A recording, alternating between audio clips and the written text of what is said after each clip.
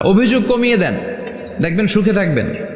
এইটা নাই, ওইটা নাই, এইটা পাই নাই, ওইটা পাই নাই, জীবনে এইটা হই নাই রে, ওইটা পাইলাম না রে, এরকম অভিযোগ করে দেদারছে অনেক। এরকম লোক আছে না নাই? এরা অসুখী, এরা অসফল। সফল ব্যক্তিদের একটা গুণাবলী হচ্ছে এরা কমপ্লেইন করে কম, কমপ্লেইন করে কম, তারা শুকরিয়া করে বেশি। দে আর ভেরি গ্রেটফুল। তারা শুকরিয়া করে বেশি। এটা পাই নাই, ওইটা পাই নাই, এগুলো বলবেন না। কারণ আপনি যেটা পাইয়া খুশি না, অনেকে এইটা পাওয়ার জন্য সংগ্রাম করে যাচ্ছে। আপনি এখন যেই জায়গাটাতে আছেন, এই জায়গাটাতে পৌঁছা অনেকে স্বপ্ন। আপনি এটা পেয়ে খুশি না, কিন্তু আপনার জায়গায় পৌঁছার জন্য অনেকে স্ট্রাগল করে যাচ্ছে, সংগ্রাম করে যাচ্ছে। আপনি যেই পজিশনে আছেন, শুধু এই পজিশনে আসাটাই অনেকের স্বপ্ন। তো শুকরিয়া করবেন না কেন? এজন্য সব সময় আমাদের বেশি বেশি শুকরিয়া করতে হবে কার? রব্বুল আলামিন বলেন, কুল লাউ কানাল বাহরু মিদাদান লিকালিমাতি রাব্বি লানাফিদাল বাহরু ক্বাবলা আন তানফাদা কালিমাতু রাব্বি ওয়ালাউ জিনা বিমিসলিহি মাদাদা। সাগরের জলকে কালি করে, গাছের পাতাকে খাতা করে, তোমার মহিমা লেখা শেষ হবে না, যদিও লিখি প্রভু জীবন ভরে। সাগরের জলকে কালি করে, গাছের পাতাকে খাতা করে, তোমার মহিমা লেখা শেষ হবে না, যদিও লিখি প্রভু জীবন ভরে। সাগরের জলকে কালি করে, চিল্লায় বলেন ঠিক কিনা? সব সাগর মহাসাগরের জল যদি কালি হয়ে যায়, কি উপমা দিলেন আল্লাহ! সব সাগরের পানি যদি কালি হয়ে যায়, সব গাছের পাতাও যদি খাতা হয়ে যায়, আর সাগরের জল নামক কালি দিয়ে গাছের পাতা নামক খাতার উপরে যদি আমি আল্লাহর প্রশংসা তোমরা লিখতে শুরু করে দাও, সাগরের জল শেষ হয়ে যাবে, গাছের সব পাতাগুলো ফুরিয়ে যাবে, আমি আল্লাহর প্রশংসা করে শেষ করা যাবে না। সুবহানাল্লাহ বাড়িতে যায় বলবেন। সাগরের জল, চারটেখানে কথা। কয়টা সাগর দেখছেন আপনি? কয়টা সাগর ঘুরছেন? প্রশান্ত মহাসাগর দেখছেন আপনি? আটলান্টিক মহাসাগর দেখেছি আমরা? দেখি নাই। প্রশান্ত মহাসাগরের সবচেয়ে গভীর জায়গার নাম মারিয়ানা ট্রেঞ্চ। প্রায় 36,000 ফিট ওইটা ডেপথ, গভীরতা। কয় হাজার ফিট গভীর? আপনার বাড়ির যে পুকুর কয় হাত গভীর? হ্যাঁ, 36,000 ফিট। কেন ইমাজিন, কল্পনা করতে পারেন? 36,000 ফিট গভীর এটা মারিয়ানা ট্রেঞ্চ, প্রশান্ত মহাসাগর। আর এই পৃথিবীর সবচেয়ে উঁচু যে পাহাড়টা, এটার নাম মাউন্ট এভারেস্ট। এটার উচ্চতা প্রায় অ্যাপ্রক্সিমেটলি অ্যারাউন্ড 29,000 ফিট। পাহাড়, পৃথিবীর সবচেয়ে উঁচু পর্বত শৃঙ্গ মাউন্ট এভারেস্ট, 29,000 ফিট। আর পৃথিবীর সবচেয়ে গভীর সাগর, প্রশান্ত মহাসাগরের সবচেয়ে গভীর জায়গা মারিয়ানা ট্রেঞ্চ, ওইটা নাকি 36,000 ফিট। তাহলে ওই পাহাড়কে তুলে ধরে এনে প্রশান্ত মহাসাগরের সবচেয়ে গভীর জায়গা মারিয়ানা ট্রেঞ্চের উপর যদি ছেড়ে দেয়া হয়, পুরো পাহাড় ডুবে যাবে। সুবহানাল্লাহ নাই?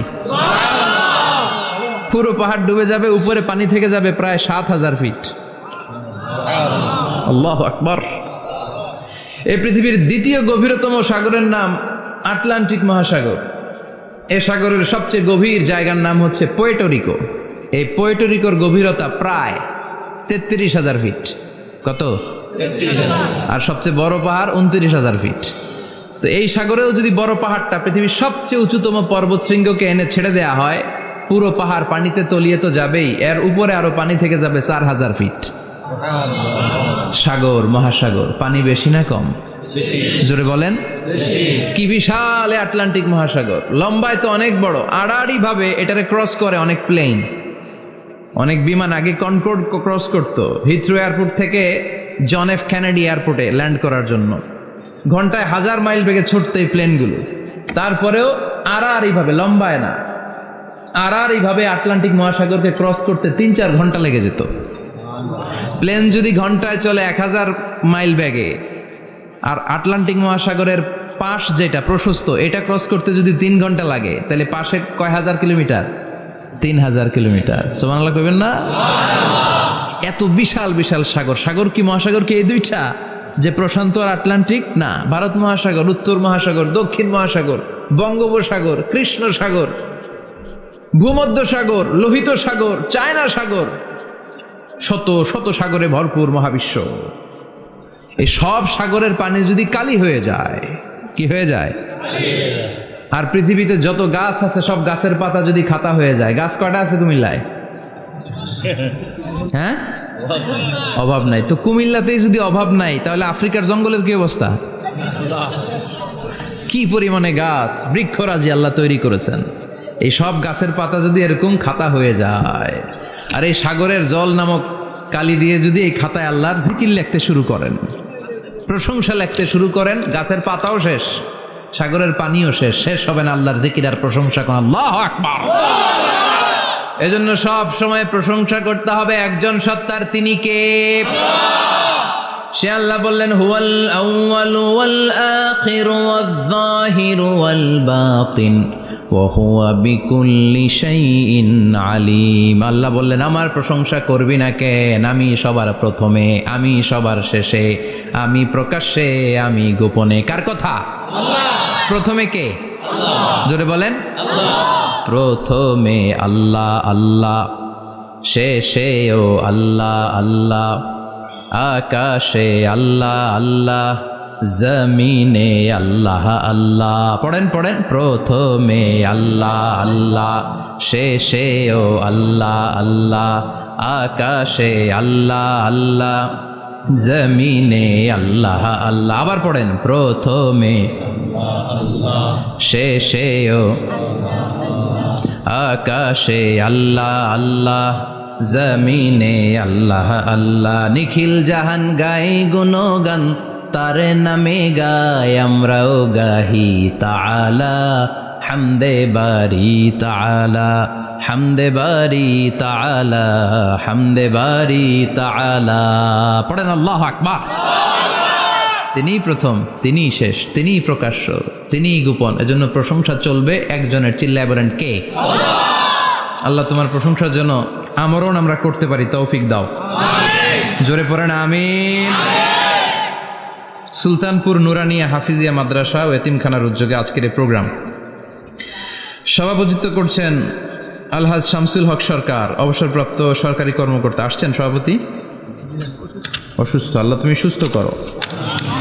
আমার আগে কথা বলছিলেন হযরত মাওলানা ইয়াহিয়া মাহমুদ দামাত বারাকাতুহ, প্রতিষ্ঠাতা প্রিন্সিপাল শাইখুল হাদিস জামিয়া দারুল উলুম রামপুরা ঢাকা। সুন্দর বয়ান করছিলেন, আমি খাচ্ছিলাম আর শুনছিলাম। প্রামাণ্য বর্ণনা করছিলেন কিভাবে কিয়ামত হবে, কিভাবে আমরা উঠব, হুফাতান ওরাতান মুশাতান গুরলা, উলঙ্গ, নেকেড। সেদিন আমাদের গায়ে জামা থাকবে? জ্যাকেট থাকবে খালি। কি থাকবে?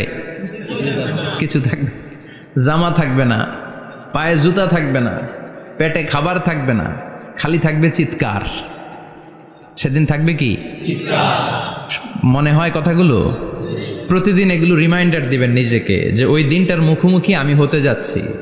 আমি কি তৈরি করেছি আখিরাতে নাজাতের জন্য।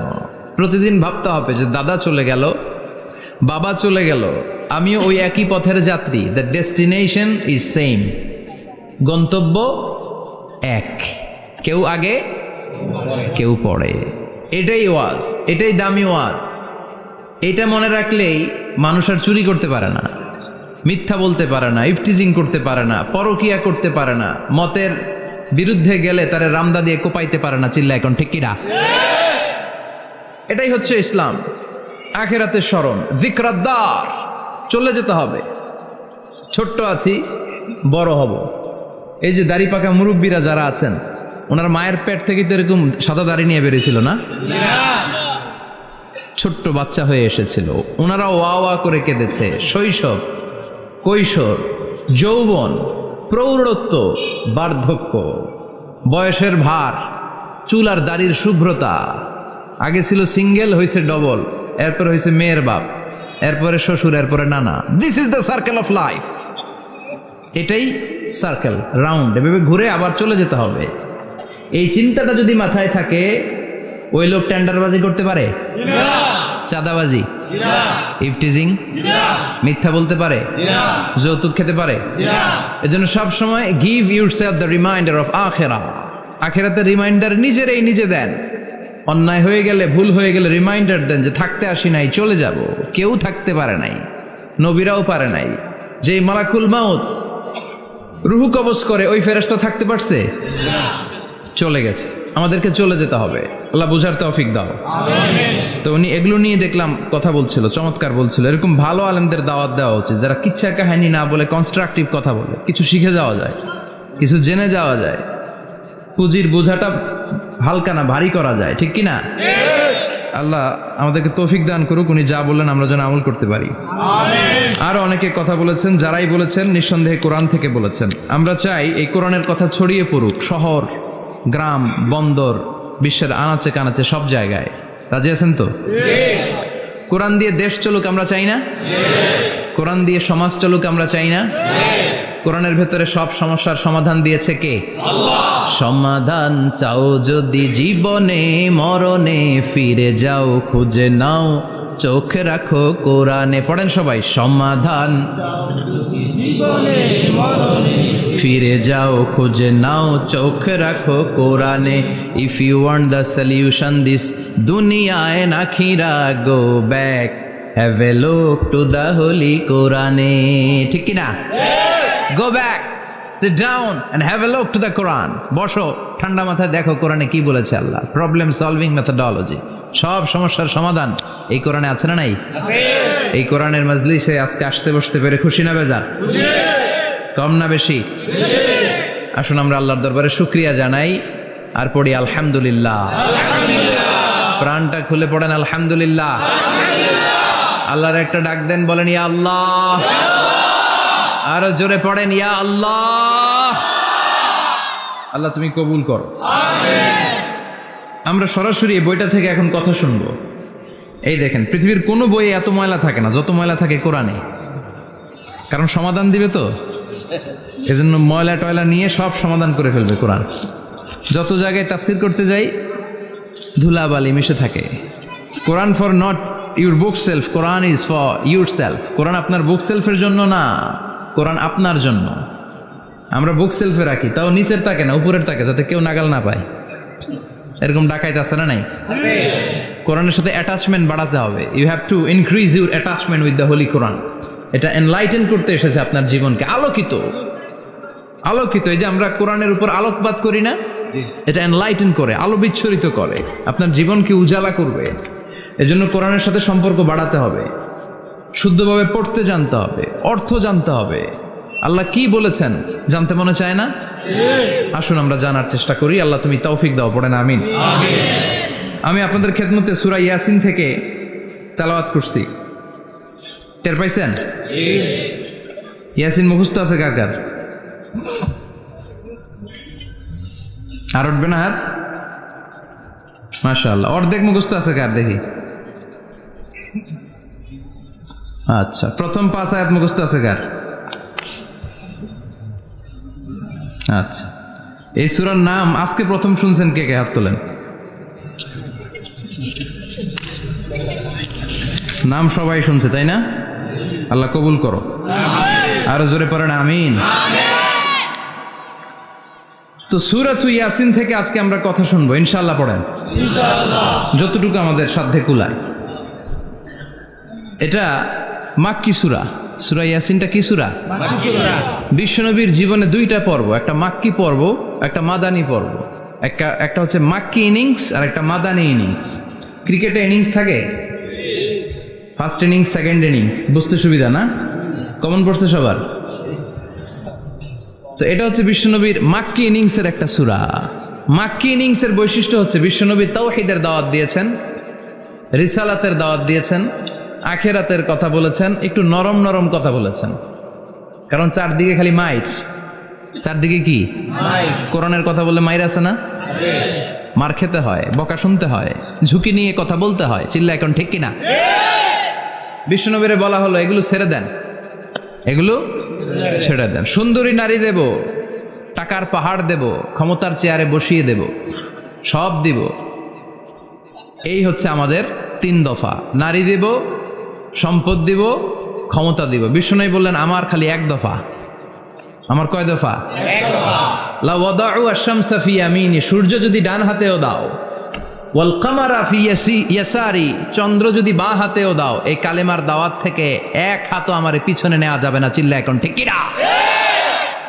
মুমিন কখনো ভয় পায় না, মুমিন কখনো পিছু হটে না, মুমিন স্ট্র্যাটেজি চেঞ্জ করে, মুমিন কৌশলী হয়। এই রাস্তা দিয়ে যাওয়া যায় না, বৈশা বৈশা কেঁদে লাভ নাই, রাস্তা আরেকটা খুঁজতে হবে, আরেকটা রাস্তা বানায় নিতে হবে। এটাই হচ্ছে মুমিনের বৈশিষ্ট্য। আল্লাহ তুমি বোঝার তৌফিক দাও। তো বিশ্বনবীর মাক্কি ইনিংসের খেলার সিস্টেম ছিল ঠ্যাক দিয়ে খেলতেন। ক্রিকেটে কি বলে যে উইকেট বাঁচায় খেলতে হবে, তোমার উইকেট যাতে পড়ে না যায়, তো ঠেকায় ঠেকায় খেলে। তো বিশ্বনবী ঠেকায় ঠেকায় খেলছেন, আর 4 ছক্কা মারছে সব মাদানি ইনিংসে। সুবহানাল্লাহ নাই? মাদানি ইনিংসে বিশ্বনবী গর্জে উঠলেন, জ্বলে উঠলেন আপন শক্তিতে। রবি না? তো বিশ্বনবী মাদানি ইনিংসে যেটা করেছেন সেটা হচ্ছে সমাজ সংস্কার করেছেন। He was a very good reformer of the society, as a father, as a husband, as a reformer of the society, as a lawgiver, as a lawmaker, as a commander, and as a messenger. Muhammad is the Superman of the world. স্বামী হিসেবে, বাবা হিসেবে, নেতা হিসেবে, নবী হিসেবে, সমাজ সংস্কারক হিসেবে, আইন প্রণেতা হিসেবে মুহাম্মদ হচ্ছেন এই পৃথিবীর জন্য সুপারম্যান। তার কোনো তুলনা হয় না, বিশ্বনবীর কোনো তুলনা হয় না। Beyondless, boundless, bottomless. তারা নিয়ে কথা বলতে গেলে সময় ফুরায় যাবে, মাইকের ব্যাটারি শেষ হয়ে যাবে, মাগার কথা শেষ হবে না। এজন্য ওনার জীবনের ক্ষেত্রে বলা হয় বিয়ন্ডলেস, বাউন্ডলেস, বটমলেস। অসাধারণ ব্যক্তিত্ব, সুপার ক্যালিফ্রাজিলিস্টিক এক্সপিয়ালিডোসাস, অসাধারণ, যার কোনো তুলনা হয় না, এক্সেলেন্ট, আনপ্যারালাল। মাদানী জীবনে উনি সশস্ত্র সংগ্রাম করলেন, সংস্কার করলেন সমাজটাকে, সেনাবাহিনী বানালেন। তখন আর নরম নরম ভাবে খেলে নাই, গরম ভাবে খেলেছে। এটা হচ্ছে ইমানের দাবি। মুমিনরা কৌশলী হয়, যখন যে পরিস্থিতি, ওই পরিস্থিতির সাথে তাদের স্ট্র্যাটেজি তারা পাল্টায়। তো বিশ্বনবীর মাদানী ইনিংসে এই সূরা নাজিল হয়নি, হয়েছে মাক্কি ইনিংসে, মাক্কি সূরা। এই সূরার অনেক ফজিলত, ছোটবেলা থেকেই সূরা ইয়াসিনের অনেক ফজিলতের কথা আমরা শুনেছি না? বিশ্বনবী বলেছেন ইন্না লিকুল্লি শাইইন কলবান ওয়া কলবুল কোরআনি সূরাতু ইয়াসিন। সব জিনিসের একটা কলব আছে, হৃদয় আছে, অন্তর আছে, আর কোরআনের কলবের নাম হচ্ছে সূরা ইয়াসিন।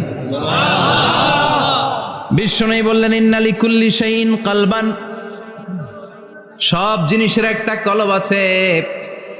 ওয়া ইন্না কলবাল কোরআনি সূরাতু ইয়াসিন, আর কোরআনের কলবের নাম হলো সূরাতু ইয়াসিন। মান ক্বারাআ সূরাতা ইয়াসিন মাররা ওয়াহিদা, একবার সূরাতু ইয়াসিন তেলাওয়াত করলে 10 পারা কোরআন খতমের সওয়াব হয়ে যায়। বিশ্বনবী বলতেন ইন্না ফিল জাসাদি মুদগা, দেহে একটা গোশতের টুকরা আছে, ইযা সালুহাত সালুহাল জাসাদু কুল্লু, এই দেহের গোশতের টুকরা যদি ভালো হয়ে যায়, পুরো দেহটারে ভালো করে দেয় কে? আল্লাহ। এই দেহের গোশতের টুকরাটা যদি পচে যায়, পুরো দেহটারে নষ্ট করে দেয় কে? আল্লাহ। বিশ্বনবী বললেন আলা ওয়াহিয়াল কলব, ওই টুকরাটার নাম হলো কলব। টুকরাটার নাম কি? কলব। এজন্য কলবের মধ্যে আল্লাহর জিকির বসাইতে হবে। কি বসাবেন? জিকির। নাকি আয়না বসাবেন? আয়না বসায় না? আয়না বসাইয়া দে মোর দয়াল বাবা, কেবলা কাবা, সব মুখস্থ। আয়না বসাইয়া দে মোর, নবীর কলবে আয়না বসায় নাই নবী। সেদিন আবু বকর, ওমর ফারুক, কেউ আয়না বসাইছে? আবু হানিফা, শাফিঈ, এরা কলবের মধ্যে আয়না বসাইছে? বসাইছে জিকির। চিল্লায় বলেন বসাইছে কি? এজন্য আল্লাহ বললেন আলা বিযিক্রিল্লাহি তাতমাইন্নুল কুলুব। দুনিয়ার কোনো জিনিস দিয়ে কলব ঠান্ডা হয় না, দুনিয়ার কোনো জিনিস দিয়ে কলব পরিচ্ছন্ন হয় না। কলব শুধু পরিচ্ছন্ন হয় একটা জিনিস দিয়ে, লা ইলাহা ইল্লাল্লাহ, লা লা ইলাহা ইল্লাল্লাহু মুহাম্মাদুর রাসূলুল্লাহ সাল্লাল্লাহু আলাইহি ওয়াসাল্লাম। তাহলে কোরআনের একটা কলব আছে, আমাদের দেহে যেমনি কলব আছে, প্রতিটা প্রাণীর যেমনি কলব আছে, অন্তর আছে, কোরআনেরও কলব আছে না নাই? কোরআনের কলবের নাম চিল্লায় বলেন, কোরআনের কলবের নাম। আবার বিশ্বনবী বলতেন, ইকরাউ আলা মাউতাকুম সূরাত ইয়াসিন, তোমাদের মুমূর্ষ ব্যক্তিদের সামনে বসে সূরাত ইয়াসিন তেলাওয়াত করো। রূহ চলে যাবে, মৃত্যুর একেবারে দ্বার প্রান্তে দাঁড়িয়ে এই মুহূর্তে তার পাশে বসে পড়তে আরম্ভ করেন, ইয়াসিন ওয়াল কুরআনিল হাকীম ইন্নাকা লামিনাল মুরসালিনা আলা সিরাতিম মুস্তাকিম। ওই ব্যক্তির ঈমানের মৃত্যু দান করে দিবে কে? আল্লাহ। মৃত্যুর কষ্ট হালকা করে দিবে কে? আল্লাহ। আবার বিশ্বনবী বলতেন, রাত্রিবেলা যে ব্যক্তি একবার সূরাত ইয়াসিন তেলাওয়াত করে ঘুমাতে যায়, সকালবেলা নিষ্পাপ অবস্থায় তারে ঘুম থেকে জাগাবে কে? আল্লাহ। তাহলে এই সূরার মর্যাদা কম কম না বেশি বেশি? কলবুল কোরআন, এটা কোরআনের কলব, একবার পড়লে 10 পড়ার সওয়াব। আবার মুমূর্ষ ব্যক্তির সামনে বসে সূরা ইয়াসিন তেলাওয়াত করতে বলা হয়েছে, তাহলে মৃত্যুর কষ্টরে হালকা করে দেয় কে? আল্লাহ। আবার রাত্রিবেলা সূরা ইয়াসিন তেলাওয়াত করলে সকালবেলায় নিষ্পাপ বানায় দেয় কে? আল্লাহ। মনে থাকবে? কোরআনের কলবের নাম কি? ভুলে যাবেন না তো? বেশি বেশি তেলাওয়াত করতে রাজি আছেন? সকাল সন্ধ্যা তেলাওয়াত করবেন তো? সূরা ইয়াসিন ছাড়াও এই সূরার অনেকগুলো নাম তাফসীর গ্রন্থে পাওয়া যায়। এই সূরার একটা নাম হচ্ছে সূরাতুল কাদিয়া, সূরাতুল কাদিয়া, তাকদি হাজাতা কারিহা। যে এই সূরা তেলাওয়াত করে, ওই তেলাওয়াতকারীর যে হাজত আছে, প্রয়োজন আছে, এই সূরার বরকতে আল্লাহ তার প্রয়োজন পূরণ করে দেয়। আমাদের জীবনে প্রয়োজন আছে না নাই? কার কাছে চাইবো? বিপদে পড়লে কারে বলবো? আমরা বিপদে পড়লে প্রথমে শেয়ার দেই ফেসবুকে। কোথায় শেয়ার? আগে শেয়ার দিব কার কাছে? মনে থাকবে? বিপদে পড়লে ফেসবুকে শেয়ার দিব না, বন্ধুরে শেয়ার করব না, বউয়ের কাছেও পরে শেয়ার করব, আগে শেয়ার করব কার কাছে? মনে থাকবে? এজন্য বিশ্বনবী বলতেন, এই সূরার নাম সূরাতুল কাদিয়া, মানুষের হাজত পূরণ করে দেয়। এই সূরা তেলাওয়াত করে যদি আপনি আল্লাহর কাছে কোনো বিপদ থেকে পানা চান অথবা কোনো প্রয়োজন নিয়ে দোয়া করেন, সূরার বরকতে প্রয়োজনটা পূর্ণ করে দেয় কে? আল্লাহ। কেউ যেটা পারে না পারে কে? আল্লাহ। কেউ যেটা দেয় না দেয় কে? আল্লাহ। কেউ যেটা শোনে না শোনে কে? আল্লাহ। তাহলে পেলাম সূরাতুল কাদিয়া। আরেকটা নাম আছে সূরার, সেটা হচ্ছে সূরাতুল আযীমা, সুমহান সূরা। কি সূরা? সুমহান, আযীমা। এই আযীম আর আযীমা এই শব্দ দুইটা অনেক দামি, আল্লাহ যে কোনো জায়গায় ব্যবহার করেন নাই। বিশ্বনবীর চরিত্রের উপমা দিতে যে আল্লাহ আযীম শব্দ বলেছেন, তাই না? রব্বুল আলামিন বলেন, ওয়া ইন্নাকা লাআলা খুলুকিন আযীম। ও নবী, সাধারণ কোন চরিত্র আপনারে আমি দেই নাই, আপনারে আমি দিয়েছি আযীম একটা চরিত্র, খুলুকুন আযীম। And verily indeed you are on a very good standard of character. অসাধারণ চরিত্র দিয়েছে। বিশ্বনবীর চরিত্র বুঝাতে যে আল্লাহ কি শব্দ ব্যবহার করেছেন? কথা বলে না, তাফসীর শিখে যেতে হবে। কোন শব্দ ব্যবহার করেছেন? আযীম। আবার আল্লাহ নিজের পরিচয় দিতে যে আযীম বলেছেন, ওয়ালা ইয়াউদুহু হিফযুহুমা ওয়া হুয়াল আলিয়্যুল আযীম। সুবহানাল্লাহ। আকাশ জমিনের নিয়ন্ত্রণ করতে যে আল্লাহ কখনো ক্লান্ত হয় নাকি? কারণ তিনি হচ্ছেন আল আলিয়্যুল আযীম। আল্লাহু আকবার। তার মানে নবীর চরিত্রের ক্ষেত্রে আযীম, আল্লাহর নিজের সত্তার ক্ষেত্রে আল্লাহ বললেন আযীম। আবার বললেন কিয়ামতের দিন গোটা পৃথিবীটারে আমি নাড়িয়ে দেব, গোটা পৃথিবীতে একটা আমি ভূমিকম্প দিব। এই কথাও কোরআনে আছে না নাই? ইযা জুলজিলাতিল আরদু জিলজালাহা আল কারিয়াতু মাল কারিয়া। পুরো পৃথিবী কাঁপিয়ে দিব। এই কাঁপাকাঁপিটা, ওই দিনের ভূমিকম্পটা কি অন্যান্য সময়ের ভূমিকম্পের মতো হবে? এই ভূমিকম্পকে আল্লাহ বলেছেন আযীম। ইন্না জালজালাতা সাআতি লা শাইউন আযীম।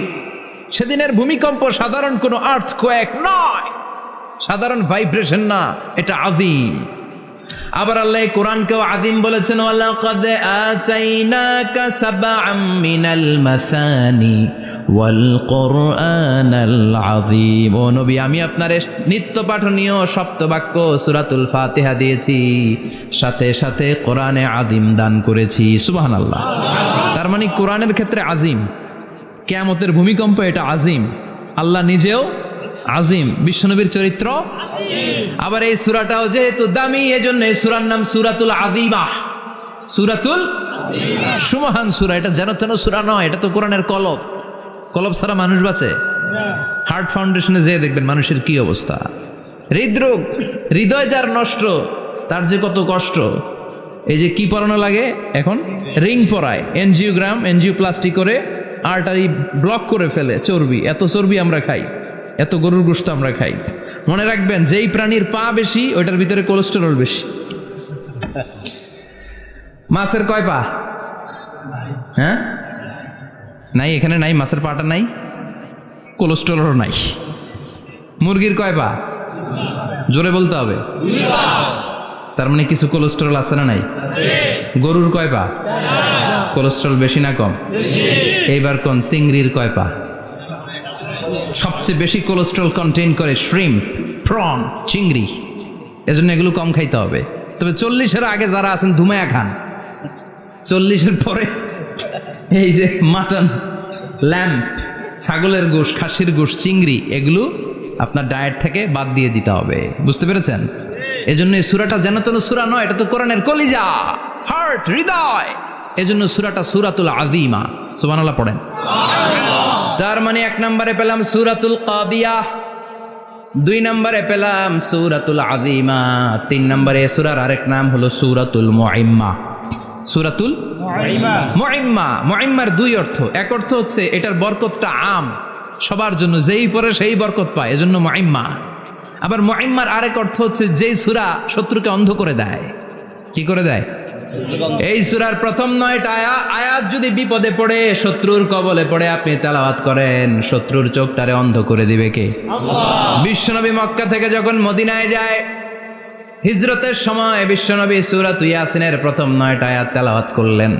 তেলাওয়াত করে আল্লাহর নাম নিয়ে ঘর থেকে বের হলেন। আশেপাশে কাফেররা ঘুরে কিন্তু বিশ্বনবীরে দেখে না, সবাই খেলে এরকম এরকম করে, ডানে বায়ে হাতায়, বিশ্বনবীর সামনে দিয়ে যায়, কিন্তু কাফেরদের চোখ অন্ধ করে দিয়েছে কে? আল্লাহ। এজন্য কোরআন তেলাওয়াত করলে কাফেরদের চোখকে অন্ধ বানায় দেয় কে? আল্লাহ। এজন্য সূরার একটা নাম হচ্ছে সূরাতুল মুইম্মা। কি নাম? অন্ধ করে দেয়। তাফসিরে কুরতুবির মুসান্নিফ ইমাম আল কুরতুবি, উনাকে জালিম বাদশাহ বন্দী করেছিল। ওনার তাফসিরে এসেছে উনি শক্তিশালী লোক ছিলেন, জেলখানা ভেঙে বাঁচার জন্য দিছে দৌড়। উনারেও ধরার জন্য জালিম বাদশার সৈনিকেরা ঘোড়া নিয়ে রওনা হয়েছে। উনিও দৌড়ায়, ঘোড়াও পেছন থেকে আসে। ওমিয়া মানুষ কি ঘোড়ার দৌড়ের সাথে পারে? উনি হাঁটতে হাঁটতে হয়রান হয়ে এক বালুর ময়দানে যে ধপাস করে পড়েছেন। ওরাও ঘোড়া দিয়ে এসে নেমেছে, কিন্তু আজীব তামাশা, উনি বালুতে ধপাস করে পড়েই সূরা ইয়াসিনের প্রথম 9 আয়াত তেলাওয়াত করতে শুরু করেছেন। ওরা নিচে নেমে ডানে বায়ে সামনে পিছনে খালি খুঁজে, কিন্তু দেখে না, সামনে কিন্তু বসা। ওদের চোখটার অন্ধ করে দিছে কে? আল্লাহ। বিশ্বাস হয়? ঈমান হয়? এজন্য বিপদে পড়লে সূরা ইয়াসিনের প্রথম 9 আয়াত পড়তে রাজি আছেন? আল্লাহ তুমি তৌফিক দাও। আমিন। আর জোরে পড়েন আমিন। এজন্য আল্লাহ চমৎকার ভাবে এই সূরাটা শুরু করে দিলেন। 2টা কাটা অক্ষর দিয়ে আল্লাহ বললেন, ইয়াসিন ওয়াল কুরআনিল হাকীম ইন্নাকা লামিনাল মুরসালিন আলা সিরাতিম মুস্তাকিম। পড়েন সুবহানাল্লাহ। ইয়াসিন। সূরাটা শুরু করলেন কি দিয়ে? ইয়াসিন। এটা কি কোনো বাক্য? এটা কি কোনো শব্দ? এটা কি অক্ষর? 2টা। প্রথম অক্ষরের নাম, দ্বিতীয়টা আওয়াজ করে বলেন, প্রথম অক্ষরটার নাম, দ্বিতীয়টা। খুব চমৎকার না? বাক্য দিয়ে এই সূরাটা শুরু করে নাই। যেমন ইযা জুলজিলাতিল আরদু জিলজালাহা, এই সূরার প্রথম আয়াত, এটা একটা বাক্য না? জি। আচ্ছা। ওয়াদ-দুহা ওয়াল-লাইলি ইযা সাজা, বাক্য না? জি। কিন্তু ইয়াসিন, এটা কি কোনো বাক্য? না। এটা কি কোনো শব্দ? না, এটা কাটা 2টা অক্ষর। সুবহানাল্লাহ পড়েন। আল্লাহ 114টা সূরার প্রায় 29টা সূরা এরকম কাটা কাটা অক্ষর দিয়ে শুরু করেছেন। সুবহানাল্লাহ নাই? এই 29টা সূরা কখনো আল্লাহ একটা অক্ষর দিয়ে শুরু করেছেন, কখনো 2টা অক্ষর দিয়ে, কখনো 3টা দিয়ে, কখনো 4টা দিয়ে, কখনো 5টা দিয়ে। একটা অক্ষর দিয়ে আল্লাহ কোরআনের সূরা শুরু করেছেন, এরকম একটা সূরা বলেন। নুন ওয়াল কলামি ওয়া মা ইয়াসতুরুন। নুন, নুন দিয়ে সূরা শুরু হয়ে গেছে। তারপরে কফ, এক অক্ষর দিয়ে সূরা শুরু হয়ে গেছে। সুবহানাল্লাহ পড়েন। সুবহানাল্লাহ। এবার বলেন 2 অক্ষর দিয়ে সূরা শুরু হয়েছে এরকম সূরা বলেন। আমিন। এত দূরে যান কেন? এটা আছে না নাই? আছে, ইয়াসিন। ইয়াসিন, সুবহানাল্লাহ পড়েন। ইয়াসিন 2 অক্ষর দিয়ে। তারপরে হামিম। এবার 3 অক্ষর দিয়ে আল্লাহ সূরা শুরু করছেন এরকম। আলিফ লাম মিম তা সিন মিম। আল্লাহু আকবার। আবার 4টা অক্ষর দিয়ে সূরা শুরু হয়েছে এরকম আছে না নাই? আবেশাব কোন? আলিফ লাম মিম র, আলিফ লাম মিম সদ আছে না নাই? আবার 5টা কাটা অক্ষর দিয়ে সূরা শুরু হয়েছে এরকম সূরাও আছে না নাই? সূরা মারিয়ামের শুরুতে কি আছে?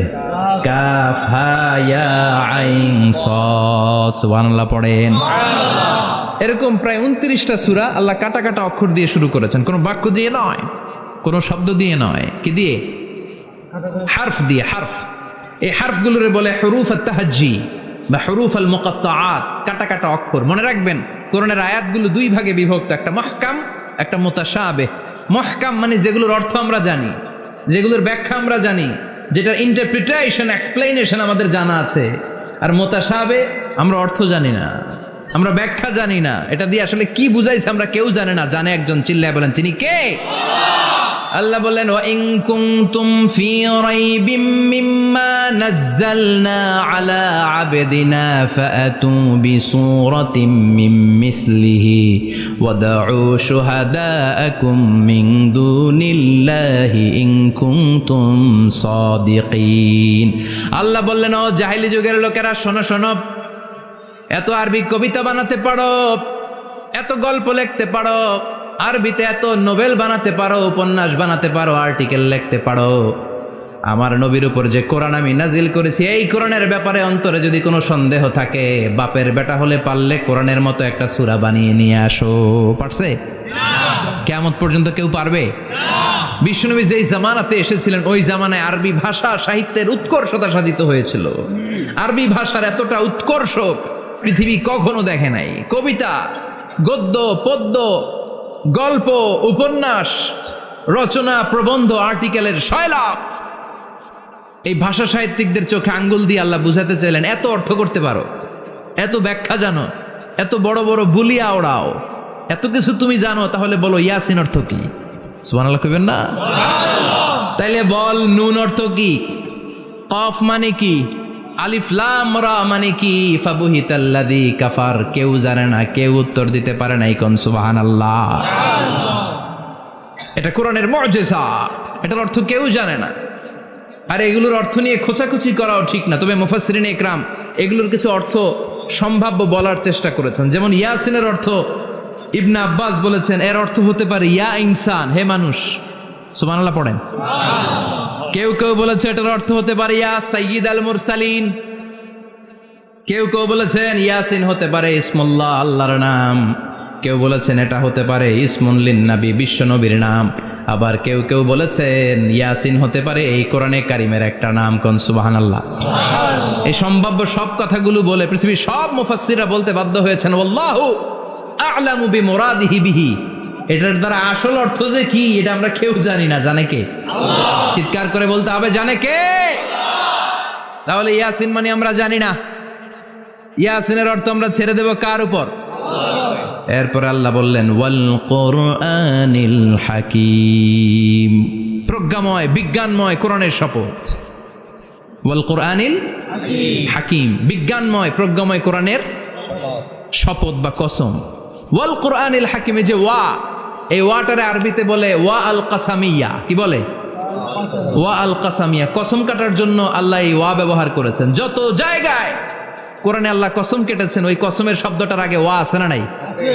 ও মিয়া, কোরআনে আল্লাহ সময়ের শপথ করেছেন, কসম কেটেছেন, যুগের কসম কেটেছেন। যুগের সময়ের আরবি হলো আল আসর। এই আসরের আগে ওয়া আছে না নাই? কি বলছে আল্লাহ? ওয়াল আসর, ওয়াল। আবার 3 ফলের কসম আল্লাহ কোরআনে কেটেছেন, কি বলেছেন? ওয়াত্তিন মানে 3-এর কসম। জাইতুনের কসম কেটেছেন, বলেছেন ওয়াজ্জাইতুন। তুর পাহাড়ের কসম কেটেছেন, বলেছেন ওয়াতুরে সিনিন। যত জায়গায় কসম তত জায়গায় ওয়াও আছে না নাই? পাহাড়ের নামে কসম কেটেছেন, আল্লাহ বলেছেন ওয়াত্তুর। সূর্যের নামে কসম কেটেছেন, আল্লাহ বলেছেন ওয়াশ-শামসি ওয়া দুহাহা। সুবহানাল্লাহ কইবেন না? ফজরের নামে কসম কেটেছেন, কি বলেছেন? ওয়াল ফাজর। জিলহজ মাসের প্রথম 10 রাতের কসম কেটেছেন, কি বলেছেন? ওয়া লায়ালিন আশর। জোর আর বেজরের কসম কেটেছেন, আল্লাহ বলেছেন ওয়াশ-শাফঈ ওয়াল ওয়াতর। সূরা ইয়াসিনে কাটা কাটা 2টা অক্ষরের পরে রব্বুল আলামিন কোরআনের কসম কেটেছেন, এজন্য আল্লাহ বলেছেন ইয়াসিন ওয়াল কুরআনিল হাকীম। ইয়াসিন ওয়াল কুরআনিল হাকীম, প্রজ্ঞাময় বিজ্ঞানময় কোরআনের শপথ। কোরআনের মধ্যে বিজ্ঞান আছে না নাই? বেশি না কম? বিশ্বাস হয় না? নাস্তিকদের কথা বিশ্বাস হয়? নাস্তিকরা বলে কোরআনের মধ্যে বিজ্ঞান নাই, কোরআনের মধ্যে সায়েন্স নাই, কোরআনের ভেতরে টেকনোলজি নাই। কিন্তু কোরআন বলে এমন কিছু নাই, মানুষের প্রয়োজনীয় এমন কিছু নাই যেটা আমার ভিতরে নাই। আল্লাহু আকবার। আল্লাহ বললেন মা ফররাতনা ফিল কিতাবি মিন শাই, কিতাবের মধ্যে আমি কিছু বাদ রেখে দেই নাই। ইতিহাসের কথা বলেছি, পাতালপুরীর কথা বলেছি, ঊর্ধ্ব জগতের কথা বলেছি, মহাকাশের কথা বলেছি, cosmology, astrology, geology, zoology, botany, human anatomy, embryology, সব কিছুর কথা কোরআনের মধ্যে দিয়েছে কে? কোরআনের ভেতরে মানুষের কথা আছে না নাই? কোরআনের মধ্যে গাভীর কথা আছে না নাই? গাভীর কথাও আছে। কই আছে? হ্যাঁ, সূরাতুল গাভীর সূরা। সুবহানাল্লাহ কইবেন না? মানুষের কথা আছে সূরাতুল ইনসান, জিনদের কথা আছে সূরাতুল জিন, মাকড়সার কথা আছে সূরাতুল আনকাবুত, মৌমাছির কথা আছে সূরাতুন নাহাল। মৌমাছির কথা বলেছেন, দুধের কথা বলেছেন, প্রাণীর কথা বলেছেন, খাদ্যের কথা বলেছেন, মানুষের দেহ বৈশিষ্ট্যের কথাও বলেছেন। চিৎকার করে পড়েন আল্লাহু আকবার। আল্লাহ বললেন ওয়া আওহা রাব্বুকা ইলান নাহলি আনিত্তাখিযি মিনাল জিবালি বুয়ুতাও ওয়া মিনাশ শাজারি ওয়া মিম্মা ইয়ারিশুন। সুবহানাল্লাহ পড়েন। ওয়া আওহা রাব্বুকা ইলান নাহল, আল্লাহ মৌমাছির কাছে সিক্রেট মেসেজ পাঠিয়েছেন। সুবহানাল্লাহ পড়েন। ওহীকে আরবিতে বলে সিক্রেট মেসেজ। সায়েন্টিফিক আলোচনা শুরু হইতেছে, মনোযোগ আছে না গেছে? জিমানি ধরছে? হ্যাঁ, মনোযোগ আছে না গেছে? তাকবীর দেওয়া যাবে? জোরে না আসতে? শুরুতে বিবাহিতরা দেন, এরপরে অবিবাহিতরা দেন, এরপরে সবাই মিলে দেন। বিবাহিত কারা কারা দেখি?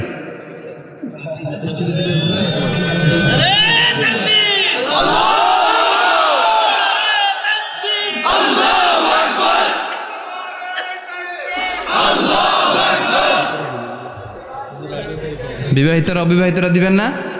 শুরুতে বিবাহিতরা দেন, তারপরে অবিবাহিতরা দেন, তারপরে সবাই মিলে দেন। বিবাহিতরা রেডি? দেখবো কাদের গলায় জোর বেশি। দেখি দেখি, বিবাহিতরা দেন লিল্লাহি তাকবীর। মাশাআল্লাহ। এবার অবিবাহিতরা রেডি? আওয়াজ নাই, হেরে যাবে আজকে, হেরে যাবে। রেডি? তাকবীর দাও, লিল্লাহি তাকবীর।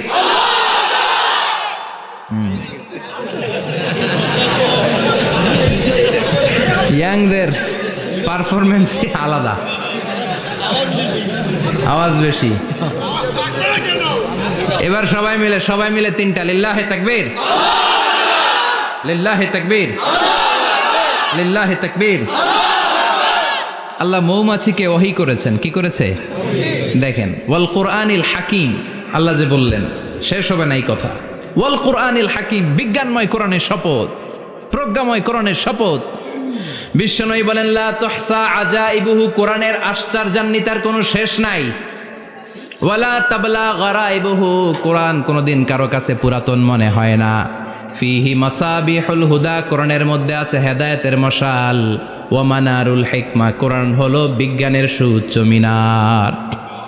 লা তুহসা আজাইবুহু, কোরআনের আশ্চর্যান্বিতার শেষ নাই।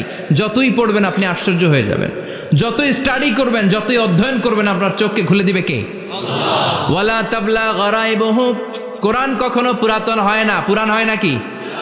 যার বয়স 50 বছর ধরে নামাজি মানুষ, প্রতি নামাজের প্রত্যেক রাকাতে কোন সূরা পড়া লাগে? তো 50 বছর যদি কেউ নামাজি হয়, তাহলে কত লক্ষবার উনি সূরা ফাতিহা পড়ছে উনি নিজে জানে? তারপরেও কোনোদিন কি মনে হয়েছে সূরা ফাতিহাটা একটু পুরান লাগে? আজকে কুল হল্লা দিয়ে শুরু করুন, কথা বলেন। পুরান লাগছে কোনোদিন? এত পড়ছি এটা, আজকে আর এটা না, আজকে আর একটা, এরকম মনে হয়? ওয়ালা তাবলা গরাইবহু, পুরান লাগে না। প্রতিদিন নতুন, প্রতিনিয়তই নতুন, অলওয়েজ নিউ, সব সময় নতুন। এজন্য বিশ্বনবী বললেন লা তুহসা আজাইবুহু, কোরআনের আশ্চর্যান্বিতার শেষ নাই। ওয়ালা তাবলা গরাইবুহু, কোরআন কখনো পুরাতন হয় না।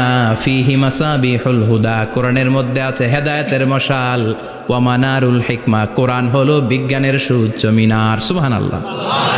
আল্লাহ বললেন ওয়া আওহা রাব্বুকা ইলান নাহাল, আমি মৌমাছির কাছে মেসেজ দিলাম, সিক্রেট মেসেজ। আনিত্তাখিযি মিনাল জিবালি বুয়ুতা, তোমরা পাহাড়ের মধ্যে তোমাদের বাড়ি বানাও, মৌচাক বানাও। অমিনা সাজার, গাছের মগ ডালে, বড় বড় ডালে তোমরা বাসা বানাও। ওয়ামিম্মা ইয়ারিশুন, উঁচু উঁচু জায়গায় মৌচাক বানাও, যাতে করে গ্রামের ছোট্ট ছেলেরা ঢিল মারতে না পারে। কোন সুবহানাল্লাহ।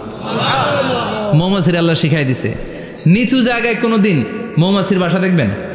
নিচু জায়গায় সহজে নাগাল পাওয়া যায়, ধরা যায়। কথা কন। ডাল বেয়ে মগ ডালে ওঠা লাগে মধু খাইতে চাইলে। চিল্লায় বলেন ঠিক কিনা? আল্লাহ সিক্রেট মেসেজ দিলেন আর বললেন আনিত্তাখিযি। আলেম যারা আছেন বলেন তো, ইত্তাখিযি এটা কি মুজাক্কারের সিগা না মুয়ান্নাসের সিগা? কথা কইতে হবে। কেউ নাই এটার উত্তর দেওয়ার মতো? মুয়ান্নাস, মাশাআল্লাহ। এটা স্ত্রীবাচক শব্দ। আল্লাহ মৌমাছিকে যে মেসেজ করছে পুরুষ মৌমাছিরে কয় নাই, এটা নারী মৌমাছিরে কইছে। চিল্লা এখন সুবহানাল্লাহ। এখন গবেষণা করে দেখা গিয়েছে, কার্ল ভন ফ্রিচ একজন অস্ট্রিয়ান বিজ্ঞানী, উনি এটা নিয়ে গবেষণা করে 73 সালে 1973-তে নোবেল পেয়ে গেছে। এই আয়াতের উপর গবেষণা করে আল্লাহ কেমন করে সিক্রেট মেসেজ দিয়েছেন, কেমন করে মৌমাছি মৌচাকের বাসা বাঁধে, কেমন করে মধু আহরিত হয়, এটার উপর গবেষণা করে উনি একটা বই লিখেছেন, দ্য ডান্সিং বিজ। নেচে যাওয়া মৌমাছিগুলো, নাচতে নাচতে যেতে থাকা মৌমাছিগুলোর উপর একটা বই লিখে, দ্য ডান্সিং বিজ লিখে উনি নোবেল প্রাইজ পেয়েছেন এই মধুর উপরে। চিল্লায় পড়েন আল্লাহু আকবার। এখন কোরআনের আয়াত থেকে বোঝা গেল আনিত্তাখিযি মিনাল জিবালি বুয়ুতা, আল্লাহ নারী মৌমাছিকে বলেছেন মৌচাক বানাও, তোমাদের মধু রাখার জন্য বাসা বানাও। কার্ল ভন ফ্রিচ গবেষণা করে পেয়েছে মৌচাকের বাসা বানানো হয়, মধু আহরণ করা হয়। যেই মৌমাছিটা নেতৃত্ব দেয় এটা পুরুষ মৌমাছি নয়, এটা হলো মহিলা মৌমাছি। কোন সুবহানাল্লাহ। পুরো মৌচাকের মধ্যে মধু আহরণ, মধু নেওয়া, পুরো প্রসিডিউরটা সারার জন্য কোনো পুরুষ মৌমাছি লিডিং দেয় না, লিডিং দেয় একটা নারী মৌমাছি, স্ত্রী মৌমাছি। এজন্য ইত্তাখিয, ম্যাসকুলিন জেন্ডার ইউজ না করে আল্লাহ বলেছেন ইত্তাখিযি। নারী মৌমাছিকে আল্লাহ অ্যাড্রেস করে বলেছেন যাও মৌচাক বানাও আর এটার মধ্যে মধু আহরণ করো। চিল্লায় পড়েন আল্লাহু আকবার। আল্লাহ বললেন ইত্তাখিযি মিনাল জিবালি বুয়ুতা, পাহাড়ের মধ্যে ঘর বানাও। ওয়ামিনাস সাজার, গাছের বড় ডালের মধ্যে ঘর বানাও। ওয়ামিম্মা ইয়ারিশুন, উঁচু উঁচু জায়গায় ঘর বানাও। উনি গবেষণা পেয়েছেন এই মধুর মধ্যে অসাধারণ কিছু ন্যাচারাল অ্যান্টিসেপটিক আছে। কি আছে? Natural antiseptic. এটার নাম হচ্ছে প্রপিলিস। প্রপিলিস নামে একটা লিকুইড পাওয়া যায় মৌচাকের মধ্যে। এটা কাটা জায়গায় লাগা দিলে স্যাভলন, ডেটল কিছু লাগানো লাগবে না। ওই প্রপিলিসের কারণে আপনার কাটা জায়গা এমনি শুকিয়ে যাবে। সুবহানাল্লাহ পড়েন। দ্বিতীয় বিশ্বযুদ্ধে রাশিয়ান যত সৈনিকরা যুদ্ধে আহত হতো, ওরা আলাদা করে অ্যান্টিসেপটিক খাইতো না, ওরা মধু আইনা লাগাই দিত আর সুস্থ হয়ে যেত। সুবহানাল্লাহ পড়ে। নিউজিল্যান্ডের কিছু বিজ্ঞানীরা আবিষ্কার করেছে মৌমাছির হুলের ভিতরে রেমেটিক ফিভারের অ্যান্টিবায়োটিক আছে। অনেকের বাত জ্বর হয়, বাতের ব্যথা থাকে না? থাকে, মুরব্বীদের বেশি হয়। ওই জায়গার মধ্যে যদি আপনি মৌমাছি এনে ঢুকাই দিতে পারেন, মৌমাছির হুল লাগাই দিতে পারেন, ভালো হয়ে যাবে। মৌমাছি যখন হুল ফুটে আরাম লাগে না অনেক? খাইছেন? কামড় খাইছেন? হ্যাঁ, মজা লাগে। তো নিউজিল্যান্ডের এই গবেষকরা এরা আবিষ্কার করেছে যে মৌমাছি যদি হুল ফুটিয়ে দেয়, ওইখানে বাতের ব্যথা থাকলে, বেদনা থাকলে এটা ভালো হয়ে যাবে। আমি নিজে দেখেছি, বিবিসি একটা ডকুমেন্টারি, ইজিপশিয়ান একজন ফিজিশিয়ান, চিকিৎসক, উনি ওনার বাতের ব্যথায় আক্রান্ত যত রুগীরা আছে ওদের গায়ের মধ্যে মৌমাছি এনে এনে নিজে নিজে হুল ফুটায়। রুগী চিৎকার মারে, ও মাগো, ও আল্লাহ গো, কিন্তু একদিন পরে ব্যথা নাই, আর কয় ভালো হয়ে গেছি। সুবহানাল্লাহ কইবেন না? তো এজন্য এই কার্ল বন ফ্রিজ 1973-তে দ্য ডান্সিং বিজ লেখে গোটা বিশ্বকে তাক লাগিয়ে দিয়েছে। তার গবেষণার প্রতিটি পয়েন্ট কোরআনের এই আয়াতের সাথে মিলে যায়। চিৎকার করে পড়েন আল্লাহু আকবার। এই যে আমরা মধু খাই, এই মৌচাকের ভেতরে অন অ্যান অ্যাভারেজ অ্যারাউন্ড 60,000 মৌমাছি থাকে। 3 ভাগে, একটা হচ্ছে কুইন বি, একটা মেল বি, আর একটা হচ্ছে ওয়ার্কার বি। একটা থাকে রানী মৌমাছি, এর নেতৃত্বে সবাই চলে। আর একটা থাকে মেল বি, পুরুষ মৌমাছি, বংশ বাড়ানোর জন্য এদের কাজে লাগে। আর সব হচ্ছে ওয়ার্কার বি, সবাই কাজ করে। আল্লাহ বললেন সুম্মা খুলি মিন কুল্লি সামারাত ফাসলুকি সুবুলা রাব্বিকি যুলুলা। আল্লাহ সিক্রেট মেসেজ দিয়ে বললেন গাছের উপরে বাসাবাদ, পাহাড়ের উপরে মৌচাকের বাসাবাদ, উঁচু উঁচু জায়গায় তোমরা তোমাদের বাসা বাঁধো। সুম্মা কুলি মিন কুল্লি সামারাত, এরপর এলাকার যত মিষ্টি মিষ্টি ফুল আছে, ফল আছে, ওখান থেকে রস নিয়ে আসো। সুবহানাল্লাহ। পুষ্প রস সংগ্রহ করে মধুগুলো, এটার বলে sweet nectar. They collect the sweet nectar from the flowers. এবং মধুর মধ্যে এত চমৎকার জিনিস থাকার কারণ হচ্ছে মৌমাছিগুলো ওই এলাকার সব ধরনের ফুল, ভালো ভালো সুগন্ধযুক্ত ফুল ফল থেকে রস নিয়ে আসে। তো ওই গাছগুলোর মধ্যে বনাজি গাছ আছে না নাই? ঔষধি গাছ আছে না নাই? এজন্য মধুরে বলা হয় সব রোগের ঔষধ। যত বনাজি ঔষধি গাছের নির্যাস আর পুষ্প রস আছে, সব আল্লাহ মধুর ভিতরে ঢুকায়া মধুকে আল্লাহ ন্যাচারাল ভ্যাকসিন বানিয়ে দিয়েছেন। চিল্লায়ে পড়েন আল্লাহু আকবার। আল্লাহ বললেন সুম্মা কুলি মিন কুল্লি সামারাত, সব ফল আর ফুল থেকে এই নেকটার পুষ্পরস নিয়ে আসো। ফাসলুকি সুবুলা রাব্বিকি যুলুলা, যেমন যেমন গিয়েছিলা পথ চিনায় আবার ফিরে আসো। ইয়াখরুজু মিন বুতুনিহা শারাব, এরপর তাদের পেট থেকে বের হয় শারাব। মুখতালিফুন আলওয়ানু, এক একটা মধুর কালার হয়ে যায় এক এক রকম। কোন সুবহানাল্লাহ। সরষে ফুলের মধু একটু সাদা সাদা হয় না? আমি হচ্ছি মধু খাওয়ার পোক। আমি দেশে বিদেশে যেখানে গিয়েছি ফ্রেশ হানি আমি অনেক খুঁজেছি। ইয়ামানি একটা মধু পাওয়া যায়, ইয়ামানের সাওয়াহিলি এলাকায়, পাহাড়ি এলাকায়, একেবারে কুচকুচে কালো। আবার অনেক মধু আছে কিছুটা খয়েরি এবং হলুদ বর্ণের, কিন্তু সরষে ফুলের যে মধুটা এটা অনেকটা সাদা।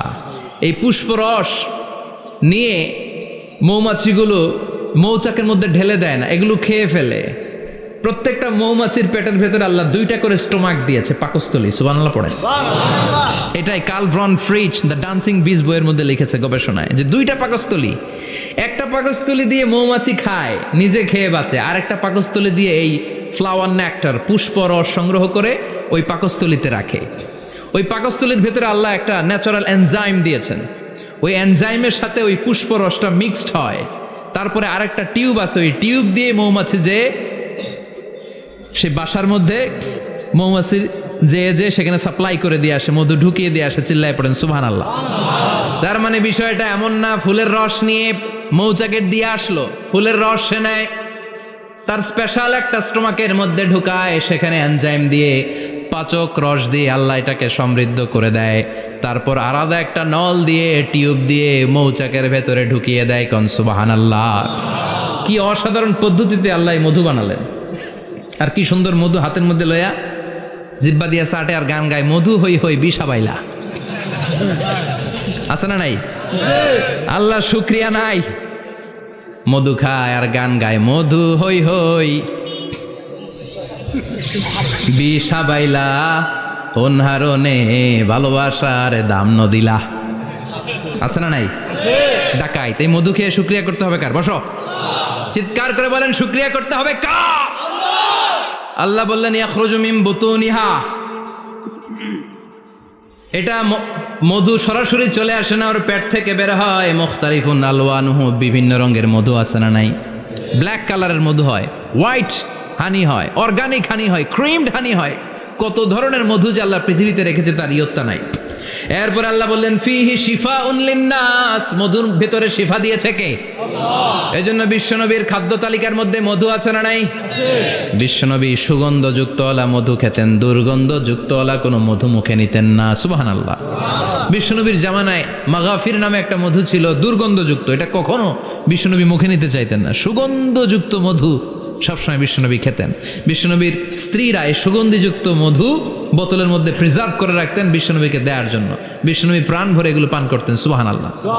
বিশ্বনবী যে সমস্ত খাদ্যগুলো পছন্দ করতেন হাদিসে এসেছে, বিশ্বনবী রুটি খেতেন, খেজুর খেতেন, খেজুর, খেজুর চিনেন, বালাহ, তামার, দুধ খেতেন, এই মধু খেতেন, জব খেতেন, বার্লি খেতেন, লাউ খেতেন, রুম্মান, ডালিম ফল, আনার ফল, আনার চিনেন, আনার, এই আনার খেতে পছন্দ করতেন বিশ্বনবী। মাশরুম খেতেন, মাশরুম, মাশরুম চিনেন, ব্যাঙের ছাতার মতো। রেস্টুরেন্টে ইদানিং মাশরুমের স্যুপ পাওয়া যায়, এটা খাবেন। যাদের চোখের জ্যোতিতে সমস্যা, দৃষ্টিতে সমস্যা, খাবেন। হাদিসে এসেছে আল কামআতু মিনাল মান ওয়া মাউহা শিফাউন লিল আইন। মাশরুম হলো মান্না সালোয়ার মতো খাবার। মাশরুমের স্যুপ যারা খাবে, চোখের জ্যোতি যাদের কম, তাদের চোখের জ্যোতি বাড়িয়ে দিবে কে? বুখারীর বর্ণনা, কানা রাসূলুল্লাহ ইউহিব্বুল হালাওয়া ওয়াল আসাল।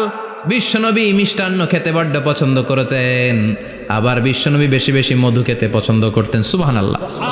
কোরআনে দুইটা জিনিসের ক্ষেত্রে আল্লাহ শিফা যোগ করেছেন, যে দুইটা জিনিসের সাথে সম্পৃক্ত হলে শিফা। এক হচ্ছে কোরআন পড়লে শিফা, অনুনাজ্জিলু মিনাল কোরআনি মা হুয়া শিফা। আবার কোরআনে এই আয়াতের ক্ষেত্রে বলা হয়েছে শিফা ফিহি শিফাউন লিন্নাস। এজন্য সাইয়েদানা ইবনে মাসউদ এই উম্মাকে উদ্দেশ্য করে বলেছেন, আলাইকুম বিশিফাইন, তোমাদের উচিত দুইটা জিনিস থেকে শিফা নেয়া। এক হলো কোরআন, দুই হলো আসাল মানে মধু। কোন সুবহানাল্লাহ। কোরআন তেলাওয়াত করলে অসুস্থরে সুস্থ করে দেয় কে? সূরা ফাতিহা তেলাওয়াত করলে অসুস্থকে সুস্থ বানিয়ে দেয় কে? আবার মধু খেলে সুস্থ বানিয়ে দেয় কে? মধু খেয়ে প্রশংসা করবেন কার? নাকি মধু হই হই বিষাবাইলা বলবেন এগুলো কখনো? খাঁটি মধু খেতে হবে। খাঁটি মধু চিনার উপায় হচ্ছে, এটাতে পিঁপড়া জমে না, এটা ফ্রিজে রাখলে জমাট বাঁধে না, এটাতে দুর্গন্ধ হয় না। এক গ্লাস পানির মধ্যে এক ড্রপ মধু ছেলে দিলে এটা পানির সাথে না মিশে একেবারে নিচে চলে যায়। খাঁটি মধু খেতে হবে, তাহলে ফিহি শিফাউন লিন্নাস। কত কিছু দিয়ে আল্লাহ এটাকে সমৃদ্ধ করেছেন। এটার মধ্যে গ্লুকোজ আছে, এটার মধ্যে সুক্রোজ আছে, ফ্রুক্টোজ আছে, প্রোটিন আছে, মিনারেলস আছে, ক্যালসিয়াম আছে, ভিটামিন আছে। খাইলেই শরীর গরম হয়ে যায়, সুবহানাল্লাহ। এজন্য শীতকালে বেশি বেশি খাবেন, জাম্পার লাগবে না। শীতকালে মধু খেয়ে রাত্রেবেলায় বের হবেন, আর মাফলার পেঁচিয়ে বেরোয়া লাগবে না, সুবহানাল্লাহ পড়েন। তার মানে আল্লাহ বললেন ইয়াসিন ওয়াল কোরআনিল হাকিম, প্রজ্ঞাময়, বিজ্ঞানময় কোরআনের কসম। কোরআনের ভেতরে বিজ্ঞান আছে না নাই? বিজ্ঞানের কথা এই তো শুরু করলাম, আজকে সারা রাত বিজ্ঞানের কথা বলবো ইনশাআল্লাহ। থাকবেন কতক্ষণ? হ্যাঁ, স্লোগান দেন লিল্লাহি তাকবীর। এরপরে আল্লাহ বললেন, গোলাম ওয়া ইন্না লাকুম ফিল আনআমি লাইবরা, প্রাণীকুলের দিকে নজর করে তাকাও। প্রাণীকুলের মধ্যে আমি তোমাদের জন্য নিদর্শন রেখেছি। নুসকিকুম মিম্মা ফি বুতুনিহি, এই প্রাণীকুলের পেট থেকে একটা চমৎকার জিনিস আমি বের করে দেই, এটার নাম হচ্ছে দুধ। এটা কি?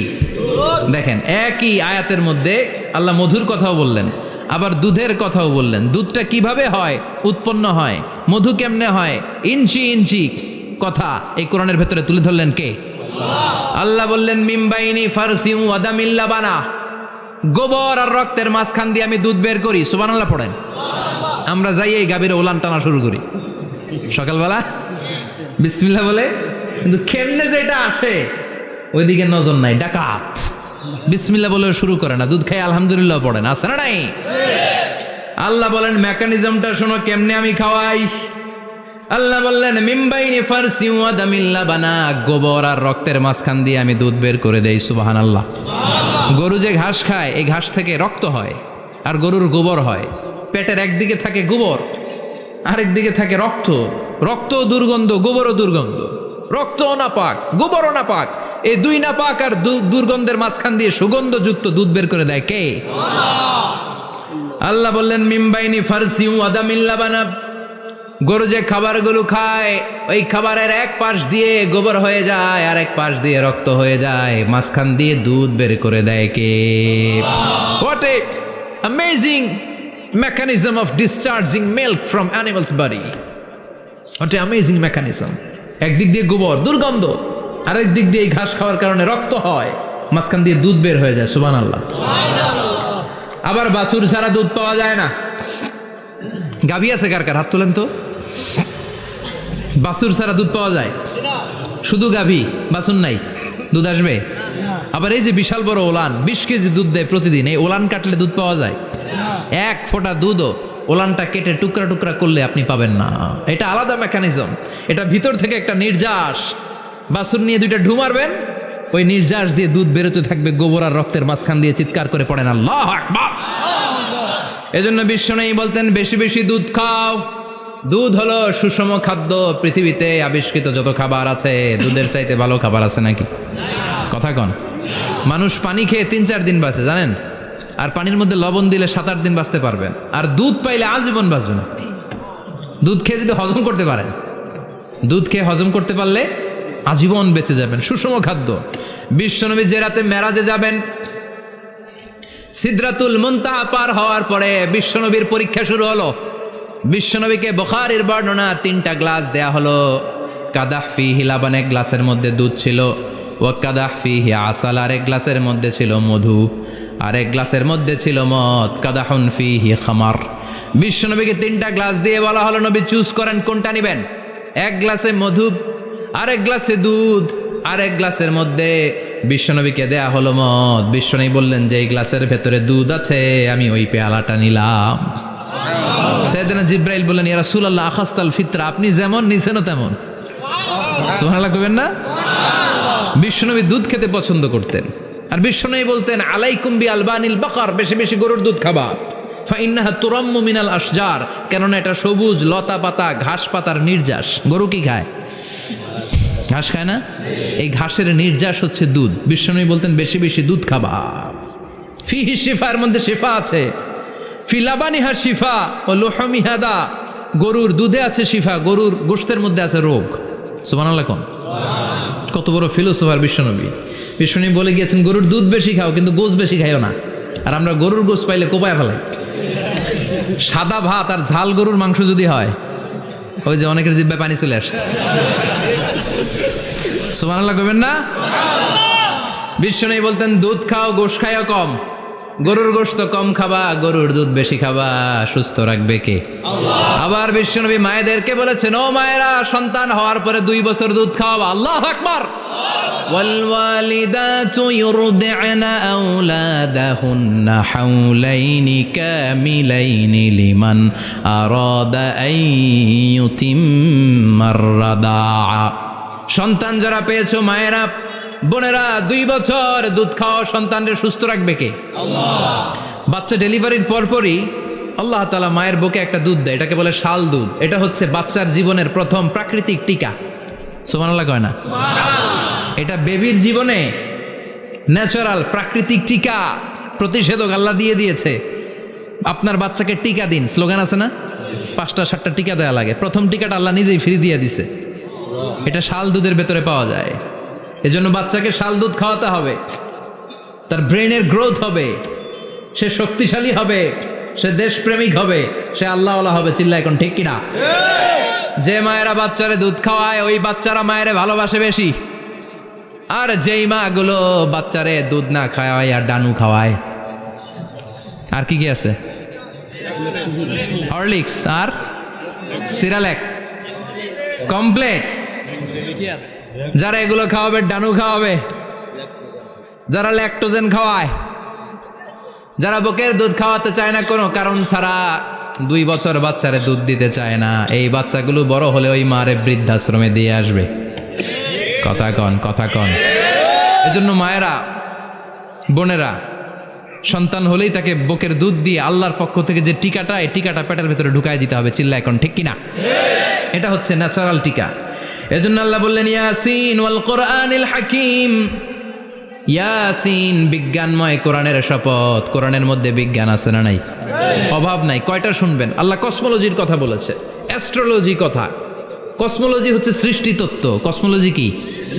সবাই বলেন কসমোলজি কি? আল্লাহ বললেন আওয়ালাম ইয়ারাল্লাযীনা কাফারু আন্নাস সামাওয়াতি ওয়াল আরদা কানাতা রাতকান ফাফাতাকনাহুমা। কাফেররা কি দেখে না মহাবিশ্বের সব কিছু একসাথে মিলে ঝিলে ছিল, বিশাল এক বিস্ফোরণের মাধ্যমে আমি মহাবিশ্ব তৈরি করেছি। সুবহানাল্লাহ। আদিতে, শুরুতে কিন্তু সব আকাশ, বাতাস, জমিন, চন্দ্র, সূর্য, নক্ষত্র গ্রহ, নিহারিকা পুঞ্জ, গ্যালাক্সি, ব্ল্যাক হোল সব কিছু মিলেমিশে একসাথে ছিল। এটার ঘনত্ব ছিল খুব বেশি। মহাবিশ্বের সব কিছু ছিল একটা বিন্দু। এটাকে বিজ্ঞানীরা নাম দিয়েছে দ্য সিঙ্গুলারিটি, মহা একত্ব। এরপর একটা প্রচণ্ড বিস্ফোরণের মধ্য দিয়ে মহাবিশ্ব সৃষ্টি হয়েছে। এটার ওরা নাম দিয়েছে বিগ ব্যাং থিওরি। কি নাম? স্টিফেন হকিং মারা গেছে না গত বছর নাকি? হ্যাঁ, বছর খানিক আগে মারা গিয়েছে। সবচেয়ে বড় পদার্থবিজ্ঞানী ছিল। সে একটা বই লিখেছে, from the brief history of time, a brief history of time from big bang two black hole. সেখানে সে প্রমাণ করেছে কোরআনের এই আয়াত, কানা তারাতকান, মহাবিশ্বের সব কিছু একটা বিন্দু ছিল। চাঁদ, সূর্য, গ্রহ, তারা সব কি ছিল? কথা বলেন, সবাই বলেন, একটা মাত্র বিন্দু ছিল। আল্লাহ বলেন, don't the disbeliever observe that the heavens and earth were joined together, then I separated with a gigantic sound, explosion. সব একসাথে ছিল, চাঁদ, তারা, আকাশ, নদী, নালা সব একসাথে। তারপরে একটা বিকট বিস্ফোরণের মধ্য দিয়ে পৃথিবী হয়েছে, এ চাঁদ হয়েছে, চন্দ্র হয়েছে, সূর্য হয়েছে, মহাবিশ্বের সব কিছু এই মহাবিস্ফোরণের মধ্য দিয়ে হয়েছে। চিৎকার করে পড়েন আল্লাহু আকবার। এই যে ছোট্ট পৃথিবীতে আমরা বসে আছি, এই পৃথিবীর চেয়ে সূর্য 13 লক্ষ গুণ বড়। চিল্লায় পড়েন আল্লাহু আকবার। এটা কি বাড়ির কাছের কথা? 13 লক্ষ গুণ বড়, কল্পনা করা যায়? তার মানে কি সূর্যই সবচেয়ে বড়? না, সূর্যের চেয়ে অনেক বড় বড় তারা আছে। ব্যাটেলজিউস নামে একটা তারা আছে মহাকাশে, যেটা যে সূর্য পৃথিবীর চেয়ে 13 লক্ষ গুণ বড়। এই ব্যাটেলজিউস তারা সূর্যের চেয়ে 33 কোটি গুণ বড়। এই ব্যাটেলজিউস তারাটাই কি সবচেয়ে বড়? না, এর চেয়েও কত বড় তারা যা আছে কোনো হিসাব নাই। এরকম বিশাল বিশাল তারা ঘুরতে ঘুরতে মাওয়াকিউন নুজুম, ব্ল্যাক হোল নামে একটা রেঞ্জ আছে। এই রেঞ্জের মধ্যে যদি ঢুকে যায়, ছোট্ট বাচ্চার মুখে চকলেট দিলে বাচ্চা যেমনি চকলেট চুষে খেয়ে ফেলে, এই বিশাল বিশাল তারাগুলো ব্ল্যাক হোলের মধ্যে ঢুকলে এক মুহূর্তের মধ্যে নিঃশেষ হয়ে যায়। চিল্লায় পড়েন আল্লাহু আকবার। এজন্য আল্লাহ বললেন, ফালা উকসিমু বিমাওয়াকিউন নুজুম, এই তারকা নিঃশেষ হওয়ার যে জায়গাটা, এই জায়গার কসম আমি কোরআনের মধ্যে খেলাম। এই ব্ল্যাক হোলের রেঞ্জের ভেতরে তারা আসলে মুহূর্তের মধ্যে নিঃশেষ বানিয়ে দেয় কে? একটা তারার চেয়ে আরেকটা তারা বড়। এরকম 1000 কোটি তারা মিলে আমাদের গ্যালাক্সি। এই গ্যালাক্সির নাম হচ্ছে মিল্কি ওয়ে। কি নাম? আমাদের গ্যালাক্সির নাম কি? সবাই বলেন তো। Milky way. কি নাম? এরকম একটা গ্যালাক্সি না, লক্ষ কোটি গ্যালাক্সি আছে। আমাদের গ্যালাক্সির পরে সবচেয়ে কাছের গ্যালাক্সির নাম অ্যান্ড্রোমেডা। কি নাম? এই অ্যান্ড্রোমেডা গ্যালাক্সি আমাদের গ্যালাক্সি থেকে 2.5 মিলিয়ন লাইট ইয়ার দূরে, মানে 25 লক্ষ লাইট ইয়ার। সুবহানাল্লাহ কইবেন না? আলোর গতি হচ্ছে পৃথিবীতে সবচাইতে বেশি বর্তমান সময় পর্যন্ত, জানেন? সেকেন্ডে কত মাইল? 1,86,000 মাইল। 1 সেকেন্ডে আলো ছুটে 1,86,000 মাইল বেগে। এত বেগের কোনো প্লেন বা রকেট নিয়ে যদি আপনি আমাদের গ্যালাক্সি থেকে মিল্কি ওয়ে থেকে অ্যান্ড্রোমেডাতে যেতে চান, তাহলে আপনার 25 লক্ষ বছর লেগে যাবে। সুবহানাল্লাহ বাড়িতে যায় বললেন। এরপর আল্লাহ বললেন, ওয়াস-সামা বানাইনাহা বিআইদিন ওয়া ইন্না লামুসিউন, আকাশ আমি বানালাম, গ্যালাক্সি আমি বানালাম। বানানোর পর থেকে সবগুলোর আমি প্রশস্ত করতে শুরু করে দিলাম। সব ছিল ক্ষুদ্র, একটা বিন্দুর মধ্যে আমি বিস্ফোরণ করলাম একটা আওয়াজ দিয়ে। আওয়াজটা ছিল কুন। আওয়াজটা ছিল কি? জোরে কন, আবার কন। কুন ফায়া ইন্নামা আমরুহু ইযা আরাদা শাইআন আন ইয়াকুলা লাহু কুন ফায়াকুন। আল্লাহ যখন কিছু করতে চান শুধু বলেন কুন, শুধু বলেন বি। কুন মানে বি, ইট ওয়াজ, এটা হয়ে যায়। হাও বলতে দেরি। এই মহাবিস্ফোরণের নেপথ্যে যে শব্দটা ছিল সেটা ছিল কুন। সেটা ছিল কি? আল্লাহ কুন বলতে দেরি, মুহূর্তের মধ্যে বিগ ব্যাং, বিশাল এক্সপ্লোশন। তারপর থেকে মহাবিশ্ব ছড়াচ্ছে। আল্লাহ বলছেন এই কোরআনের ভেতরে বলে দিয়েছেন, ওয়া ইন্না লামুসিউন, আমি এই মহাবিশ্বকে, এই গোটা ইউনিভার্সকে আমি প্রতিনিয়ত সম্প্রসারিত করছি। প্রতিনিয়ত এটা বড় হচ্ছে, সম্প্রসারিত হচ্ছে। চিল্লায় বলেন আল্লাহু আকবার। আজ থেকে মাত্র 20 বছর আগে এটা তারা আবিষ্কার করেছে। এটা কোন সাল? 2020 বছর পেছনে গেলে কত?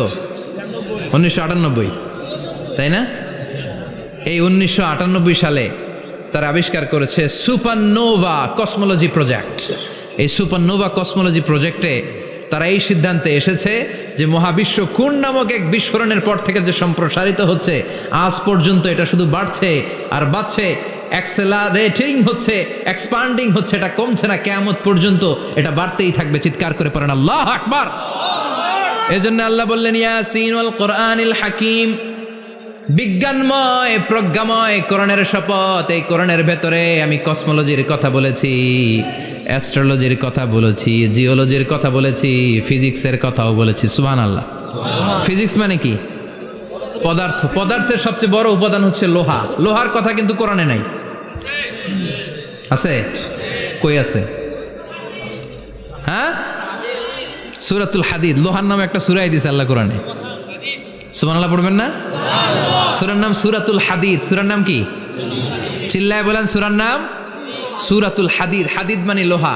আল্লাহ বললেন ওয়া আনজালনাল হাদিদা ফীহি বাসুন শাদীদ।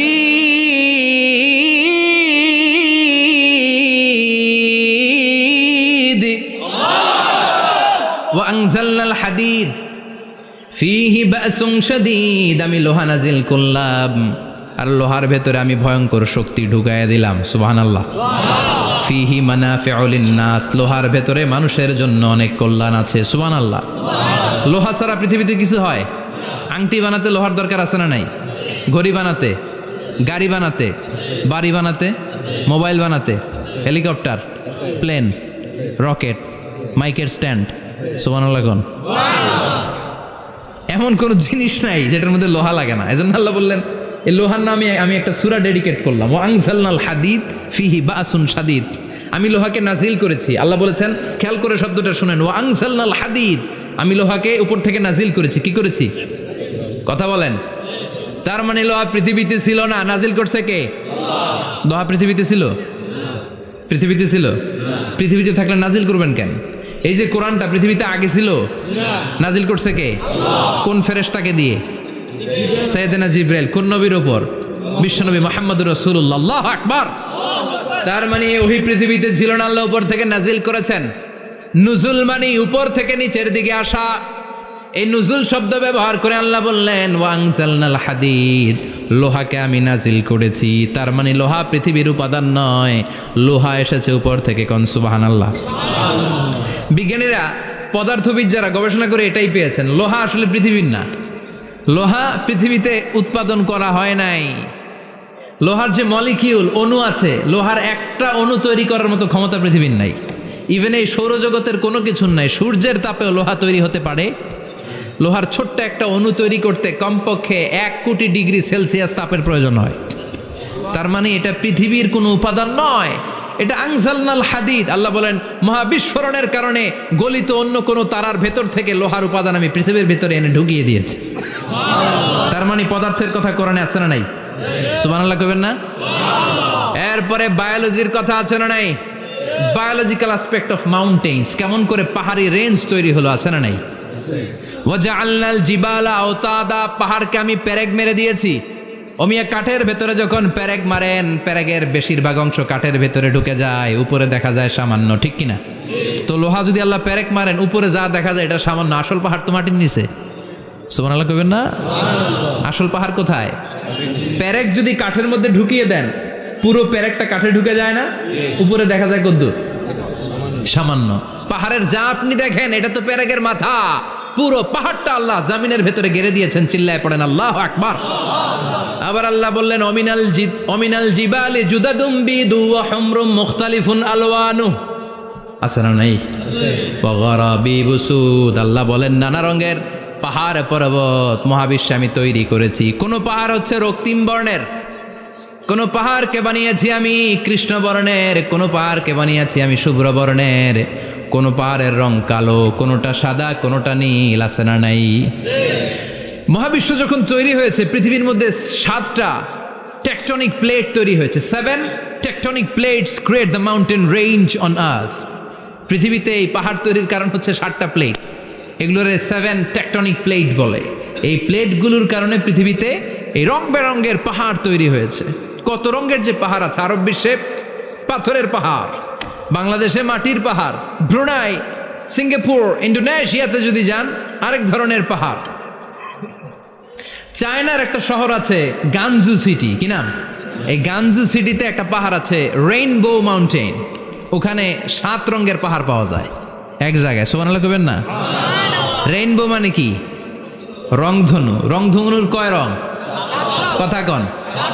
ছোটবেলা আমরা মুখস্থ রাখতাম বেনিয়া সহ কলা, বেতে বেগুনি, নিতে নীল, হাতে আসমানি, শতে সাদা, হতে হলুদ, কতে কালো, লাতে লাল। সুবহানাল্লাহ নাই?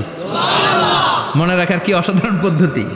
তো এই রেইনবো মাউন্টেন, রংধনুর 7 রঙের পাহাড় এক জায়গায় পাওয়া যায়। এখানে সাদা পাহাড়, এখানে সবুজ পাহাড়, এখানে নীল পাহাড়, ওখানে লাল পাহাড়, এখানে কালো পাহাড়।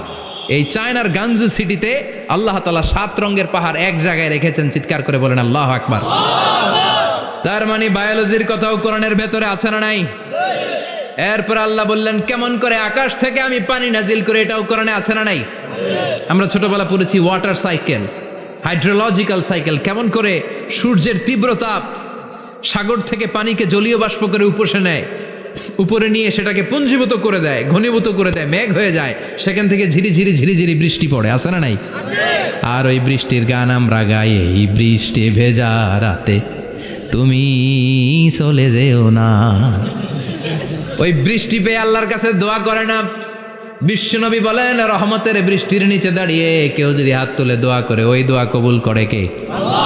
আবার আকাশের মধ্যে মেঘের ঘনঘটা দেখলে বিশ্বনবী পেরেশান হয়ে যেতেন, হয়রান হয়ে যেতেন, আর আল্লাহর কাছে বলতেন আল্লাহ এই মেঘ দিয়ে তুমি আমাদেরকে আযাব দিও না, তুমি আমাদেরকে গজব দিও না, তুমি আমাদেরকে শেষ করে দিও না, এই মেঘ থেকে তুমি আমাদেরকে রহমতের বৃষ্টি দাও। পড়ে না আমিন।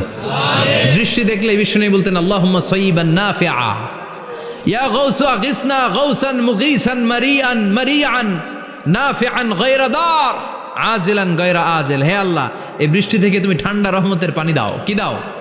আল্লাহ মেঘে দে পানি দে, ছায়া দে রে তুহু, আল্লাহ মেঘে দে। পড়েন পড়েন, আল্লাহ মেঘে দে পানি দে, ছায়া দে রে তুহু, আল্লাহ মেঘে দে। এই ওয়াটার সাইকেলের কথা আল্লাহ বলেছেন। আলাম তারা আন্নাল্লাহ ইউসজি সাহাবান। কাফের নাস্তিক যেগুলো সমাজের আবর্জনা খড়কুটা, ওরা কি দেখে না কেমন করে আমি বাতাসকে জলীয় বাষ্প করে আকাশে তুলি, বায়ুমণ্ডলে নিয়ে যাই, সুম্মা ইউআল্লিফু বাইনাহুম, জলীয় বাষ্পগুলারে তখন আমি ঘনীভূত করি, সুম্মা ইয়াজআলুহু রুকামান, এরপরে আমি মেঘে পরিণত করি, ফাতারাল ওয়াদকা ইয়াখরুজু মিন খিলালিহি, তারপর মেঘের ভেতর থেকে ঝিরিঝিরি ঝিরিঝিরি বৃষ্টি নাজিল করে কে? আবার আল্লাহ বললেন পানি থেকে আমি পৃথিবীর সব প্রাণগুলারে বানালাম, ওয়াজআলনা মিনাল মাই কুল্লা শাইইন হাইয়া ফালা ইয়াকিলুন, পানির ভেতরে থেকে সব প্রাণের উৎপত্তি পৃথিবীর মধ্যে ঘটিয়ে দিয়েছে কে? বিজ্ঞানীরা স্বীকার করেছে পৃথিবীতে যত প্রাণ পাওয়া যায়, যত প্রাণের ব্লুপ্রিন্ট পাওয়া যায়, সব এসেছে পানি থেকে। চিৎকার করে বলেন কোত্থেকে? পানি নাই তো প্রাণ নাই, পানিও আছে প্রাণও আছে। কোন সুবহানাল্লাহ। বিজ্ঞানীদের ধারণা, তারা ধারণা করে বলেছে পৃথিবীর প্রথম প্রাণের নাম হচ্ছে অ্যামিবা। কি নাম?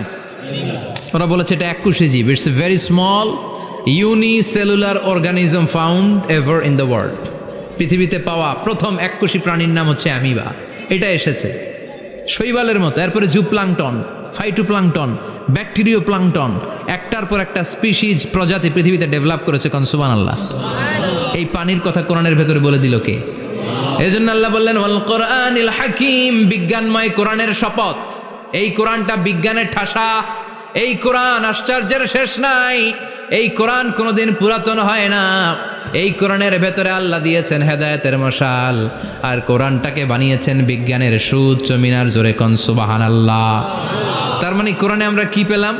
দুধের কথা পেলাম, মধুর কথা পেলাম, কিভাবে ডায়েট করবেন সেটা আমরা পেলাম, আমরা কসমোলজি পেলাম, অ্যাস্ট্রোলজি পেলাম, বায়োলজি পেলাম, ফিজিক্স পেলাম, ওয়াটার সাইকেল পেলাম। এবার পাতালপুরীর কথার দরকার আছে না নাই? পৃথিবীর একেবারে গভীরতম গভীরে কি আছে এটা কিন্তু কোরআনে নাই, আছে। পৃথিবীর মাঝখানে যে উত্তপ্ত লাভা আর আগুন, এটা আপনারা জানেন? পৃথিবীর উপর দিয়ে আমরা ঠান্ডা পৃথিবীতে ঘুরে বেড়াই, কিন্তু এর ভিতরে কিন্তু আগুন, লাভা। আল্লাহ কোরআনের মধ্যে ফুটন্ত টকবগে সাগরের কসম খেয়েছেন। আল্লাহ বলেছেন ওয়াল বাহরিল মাসজুর,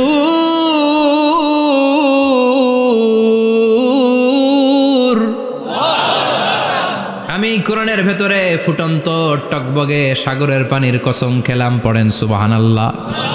সাগরের পানির ফুটন্ত টকবগে সাগরের পানির কসম। সাগরের পানি আবার ফুটন্ত হয় কি করে? পানি কি হয়? ঠান্ডা। পানি কি?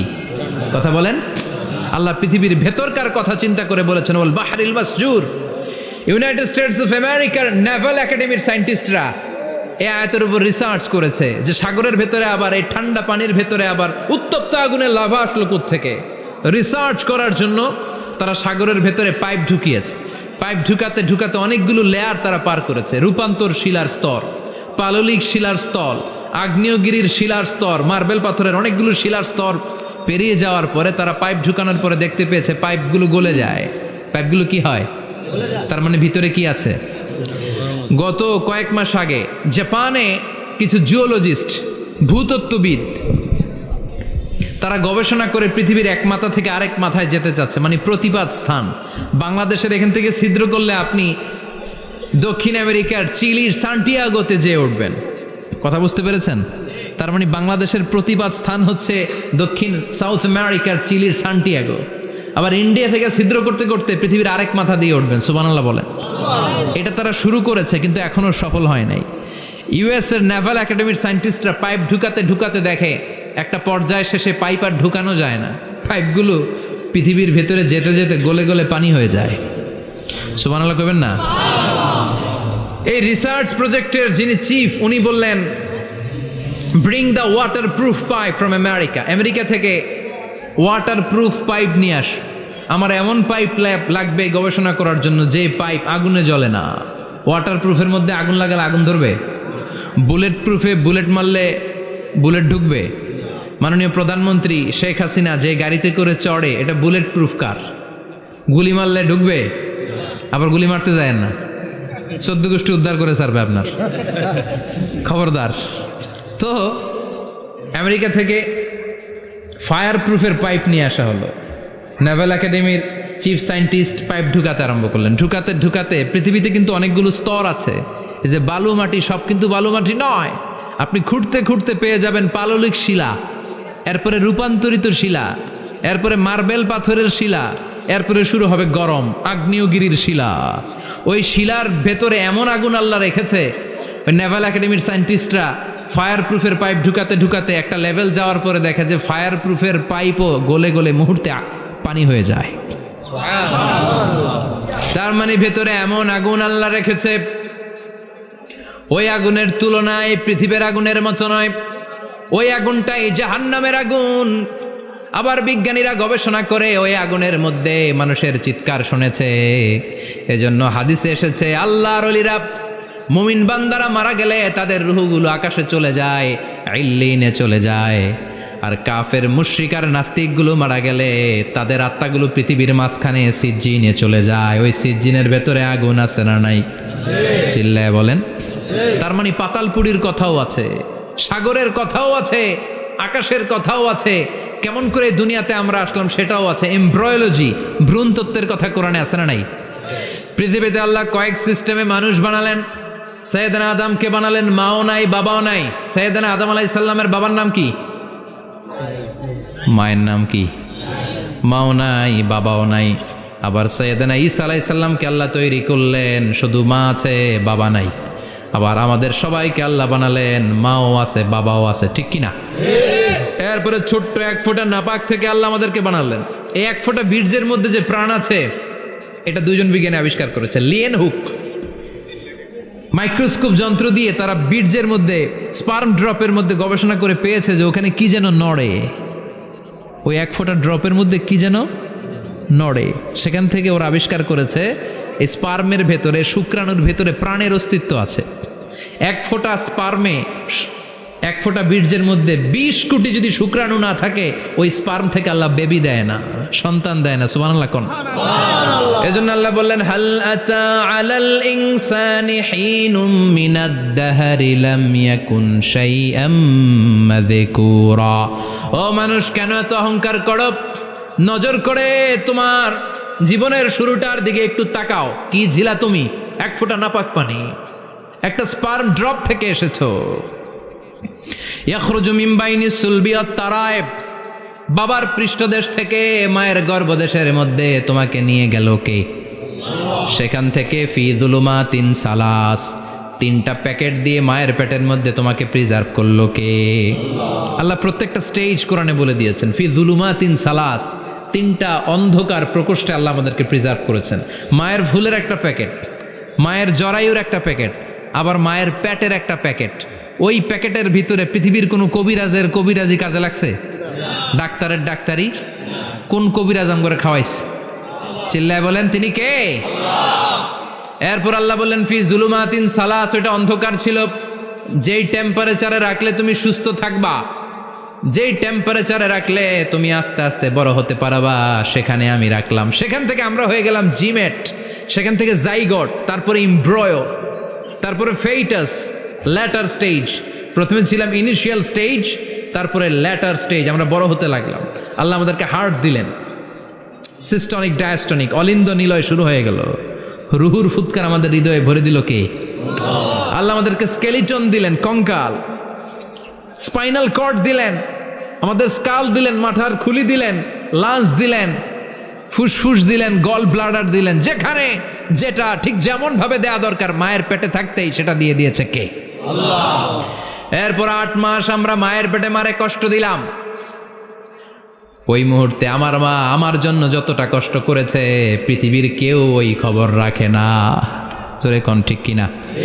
বোঝা হয়ে গিয়েছিলাম, একটা বস্তা। আমরা প্রত্যেকে মায়ের পেটে ছিলাম একটা কি এই বস্তা নিয়ে আমার মা খেতে যেত, ঘুমাতে যেত।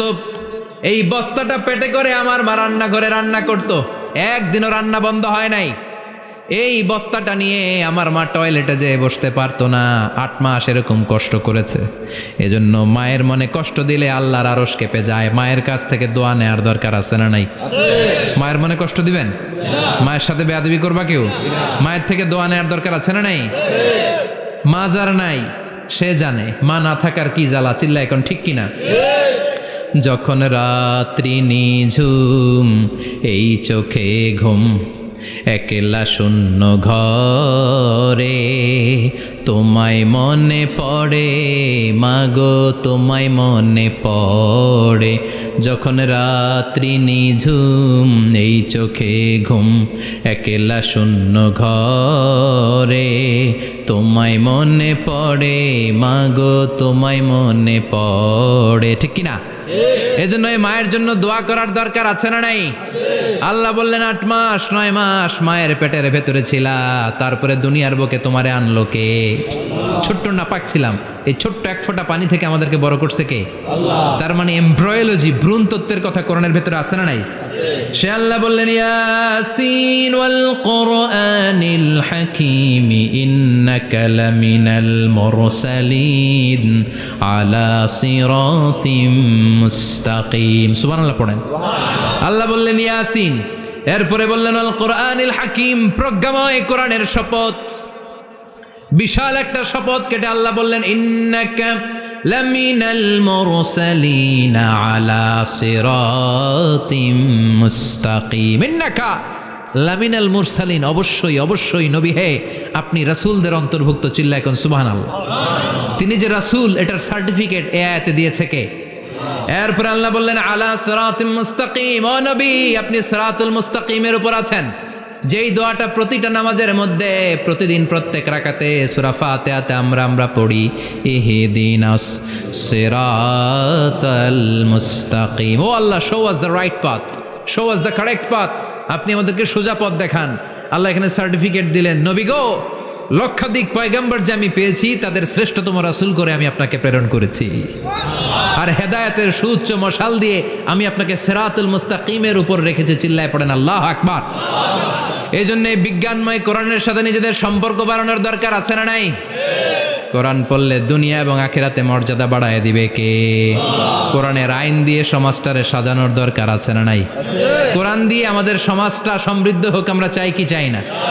কোরআন দিয়ে আমার সংসদ ভবন চলুক, আমার 300 জন মেম্বার অফ দ্য পার্লামেন্ট কোরআনের আয়াত দিয়ে সংসদে কথা বলুক আমরা চাই কি চাই না?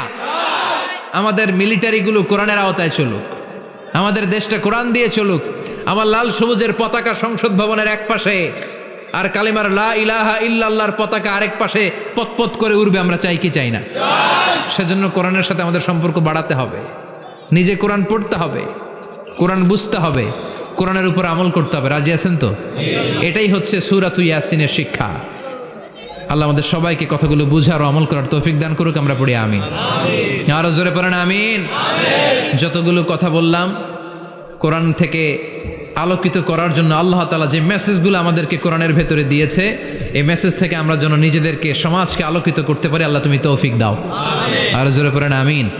সুবহানাকাল্লাহুম্মা বিহামদিকা আশহাদু আল্লা ইলাহা ইল্লা আনতা আস্তাগফিরুকা ওয়া আতুবু ইলাইক।